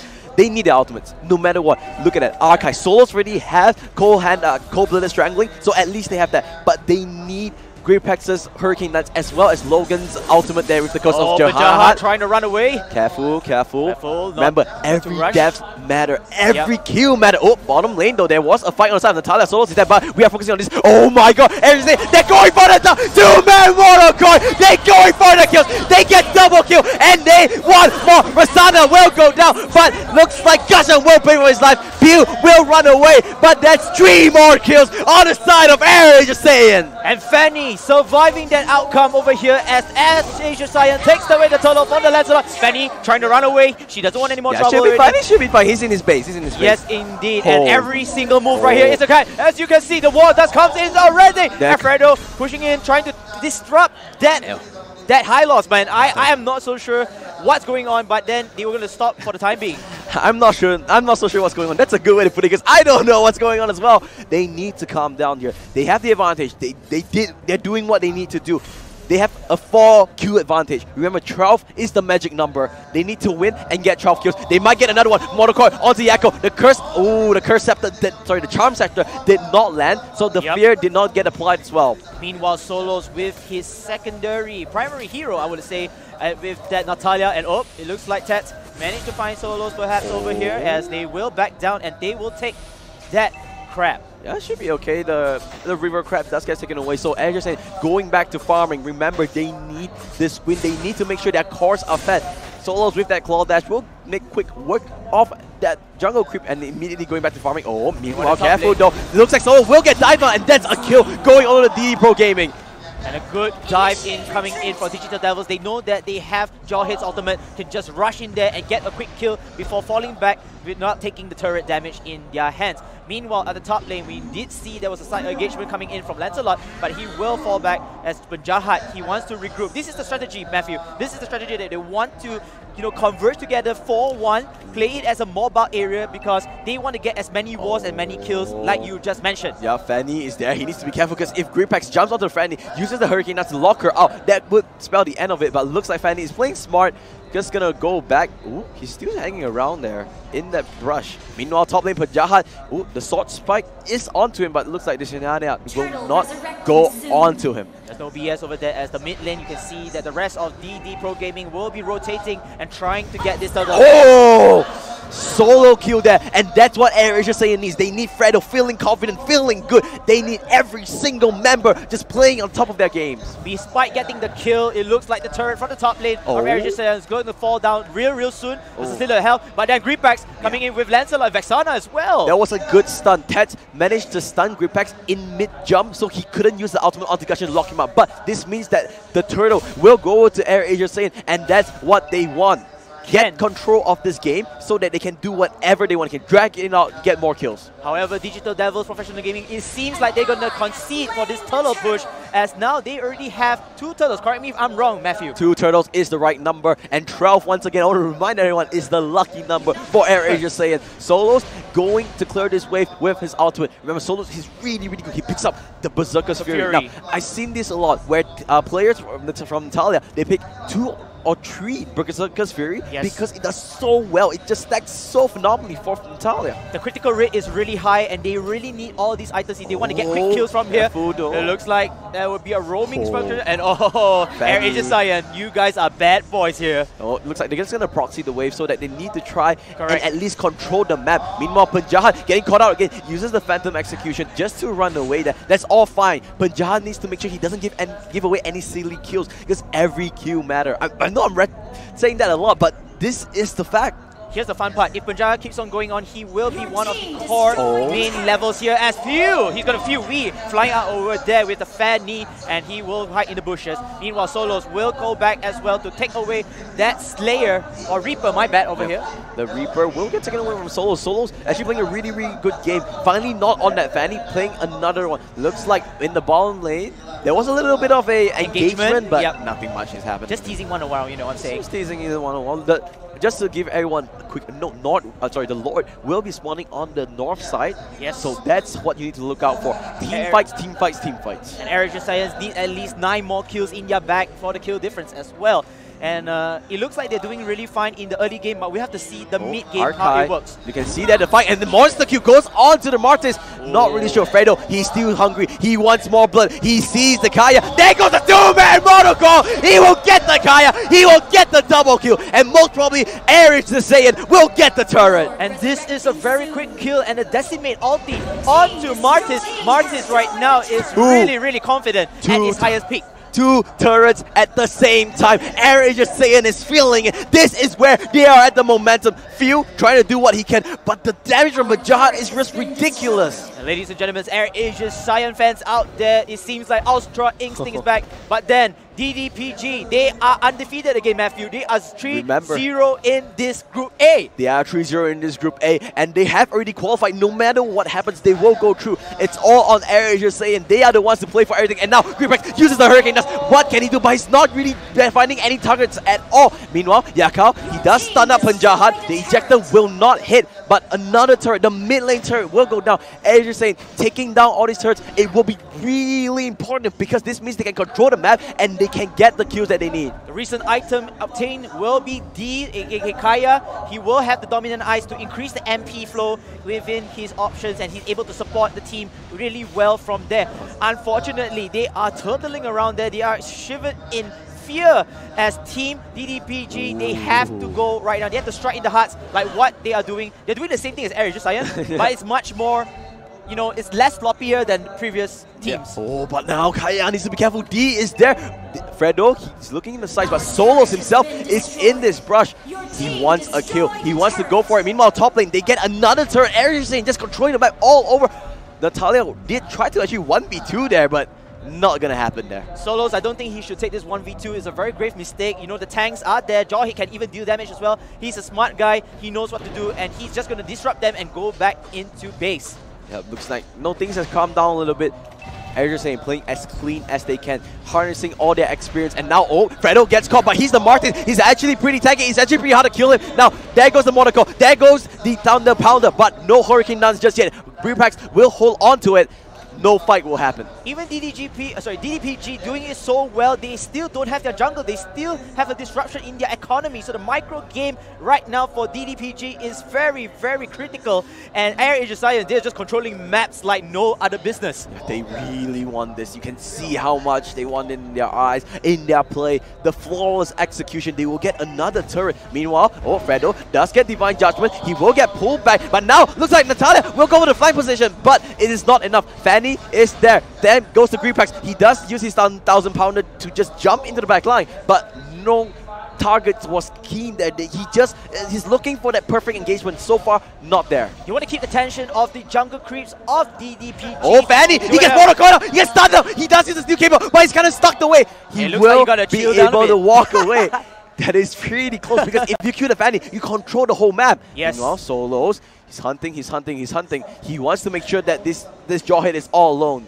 And 1v1 situation will benefit Solos because he can do isolation kills as well. Meanwhile, Fredo at the bottom top lane over here, he's trying to harass this Hylos. And Hylos will get thrown by the Hurricane Dance. And Hylos in the launch as Decimate comes in for Martis. And now Decimate comes in. Greenpax is all alone in this base, but the turret is getting focused on. Meanwhile, though, Jawhead is getting countered on. Natalia will pick out Fanny as well. It's 10-2. That's the kills go for AirAsia Saiyan. They have 8 kills in terms of advantage. AirAsia Saiyan taking everything they need. And AirAsia Saiyan right now, they are just in a high momentum here. There's so much confidence, and it looks like the fans perhaps they hear their periods already. They get their energy. Give me all energy. As looks like Solos gets up his next second core item, which really proves deadly in the late games. This is true, and now they will get Lord, I think, uncontested because honestly speaking, DD Pro Gaming can't really do anything about it. Oh, Jawhead!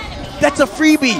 That's a freebie for AirAsia Saiyan. A very big mistake by DD Pro Gaming. They should have just conceded onto the Lord, but then now they lose one member and the Lord in hands. It's still very early game. Don't mind me. 11-30 minutes, you still can concede to the first Lord, but the second and the third Lord, you can try to fight for it. Look at this though. Fanny, he's actually pretty low, but Solos, he's a little bit too deep. Greenpax uses the blender, but he will not jump in. A little bit of an overextend. Extend here coming out from Solos. And big credits to D. His Kaya's ultimate was on point, able to pull Solos out and burn him down with the rest of his teammates. Meanwhile, AirAsia Saiyan, they are up by at least 8 kills. So how many more kills they need, Matthew? They need 4 more kills. Yep, if my math's correct. It is correct, it's correct. It's correct, I'm right? backing you down there. 12 minus 8 is 4. Yeah, man, that's pretty Quick sure. max. Quick math Quick here. max. Quick math with Malaysian casters. But yeah, that is what they need here. And now they have taken all outer turrets. One team white, one clean team white is what they need. With the Lord, they could actually achieve that coming into the top turret. But you can see Fanny actually pushing down south. That is what they don't need. They need all 5 members. Glorious Pathway gets popped just to slow down Lord. But Lord just takes down the inhibitor turret. Oh, Fredo does get pulled away there. That's not what they need. Now, Monocon lands on the 2 members and the HP boss just gets decimated away.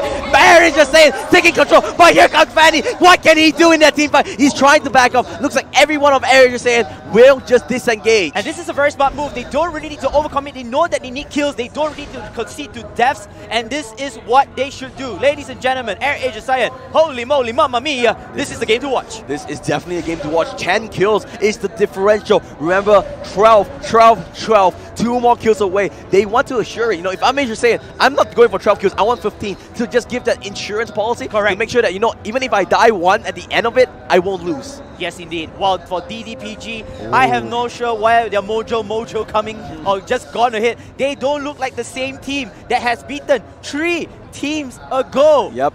I guess you could say AirAsia Saiyan with blood in their eyes. They are going Ultra Instinct. They are going Super Saiyan because this is the AirAsia Saiyan that we were expecting, that we feared of, and they're finally showing up. It looks like there will be a stop there. Vexana using a second skill. He's solo. The curse of his honor. And yes, he will go down. That's a huge pick off. Without Fanny, they do not have the damage. They do not have to split push. AirAsia Saiyan, they just need to kill off these 4 members. If they do that, they will be able to qualify into the top 4. As the saying goes, everyone can fly. It seems like AirAsia Saiyan can now break into the defenses of DDPG, and they just have to wait for the second. Bajahat at the bottom lane, he's trying to put a lot of pressure in. While the middle and the rest of the people, they're just going to go down and hoping to steal all the creeps, be fat a bit, you know, you have to get a bit of economy inside you, and they can try to at least end this game.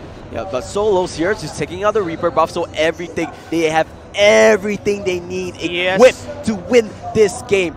Fredo is in the bomb side. I think they're going for this 1-3-1 to make sure that all lanes are pushed on the side of AirAsia Saiyan, to make sure that, you know, DD Pro Gaming has no room to come back, to suffocate them as much as possible. Basically, not only suffocate them, but to slaughter them, because once they reach out of their map or their comfort zone, they are basically getting decimated from time to time. Matthew, 40 seconds down to the Lord. This could be their buffet right here for AirAsia Saiyan if they're smart, because they need another 2 more kills. They need 2 more kills, but like I said, you want that insurance policy. You don't want to just aim for 12. You want more. Unfortunately, this is the system that we have in place in MSC. The tiebreakers, you take out the kill differentials, and with 12 kills, that's what is the lucky number that they can actually pimp out Aerowolf Roxy and qualify to top 4. And my, oh my. The Indonesian crowd right here is very, very silent, ladies and gentlemen. So quiet. You're praying for DDPG to at least do something, to at least come back from here.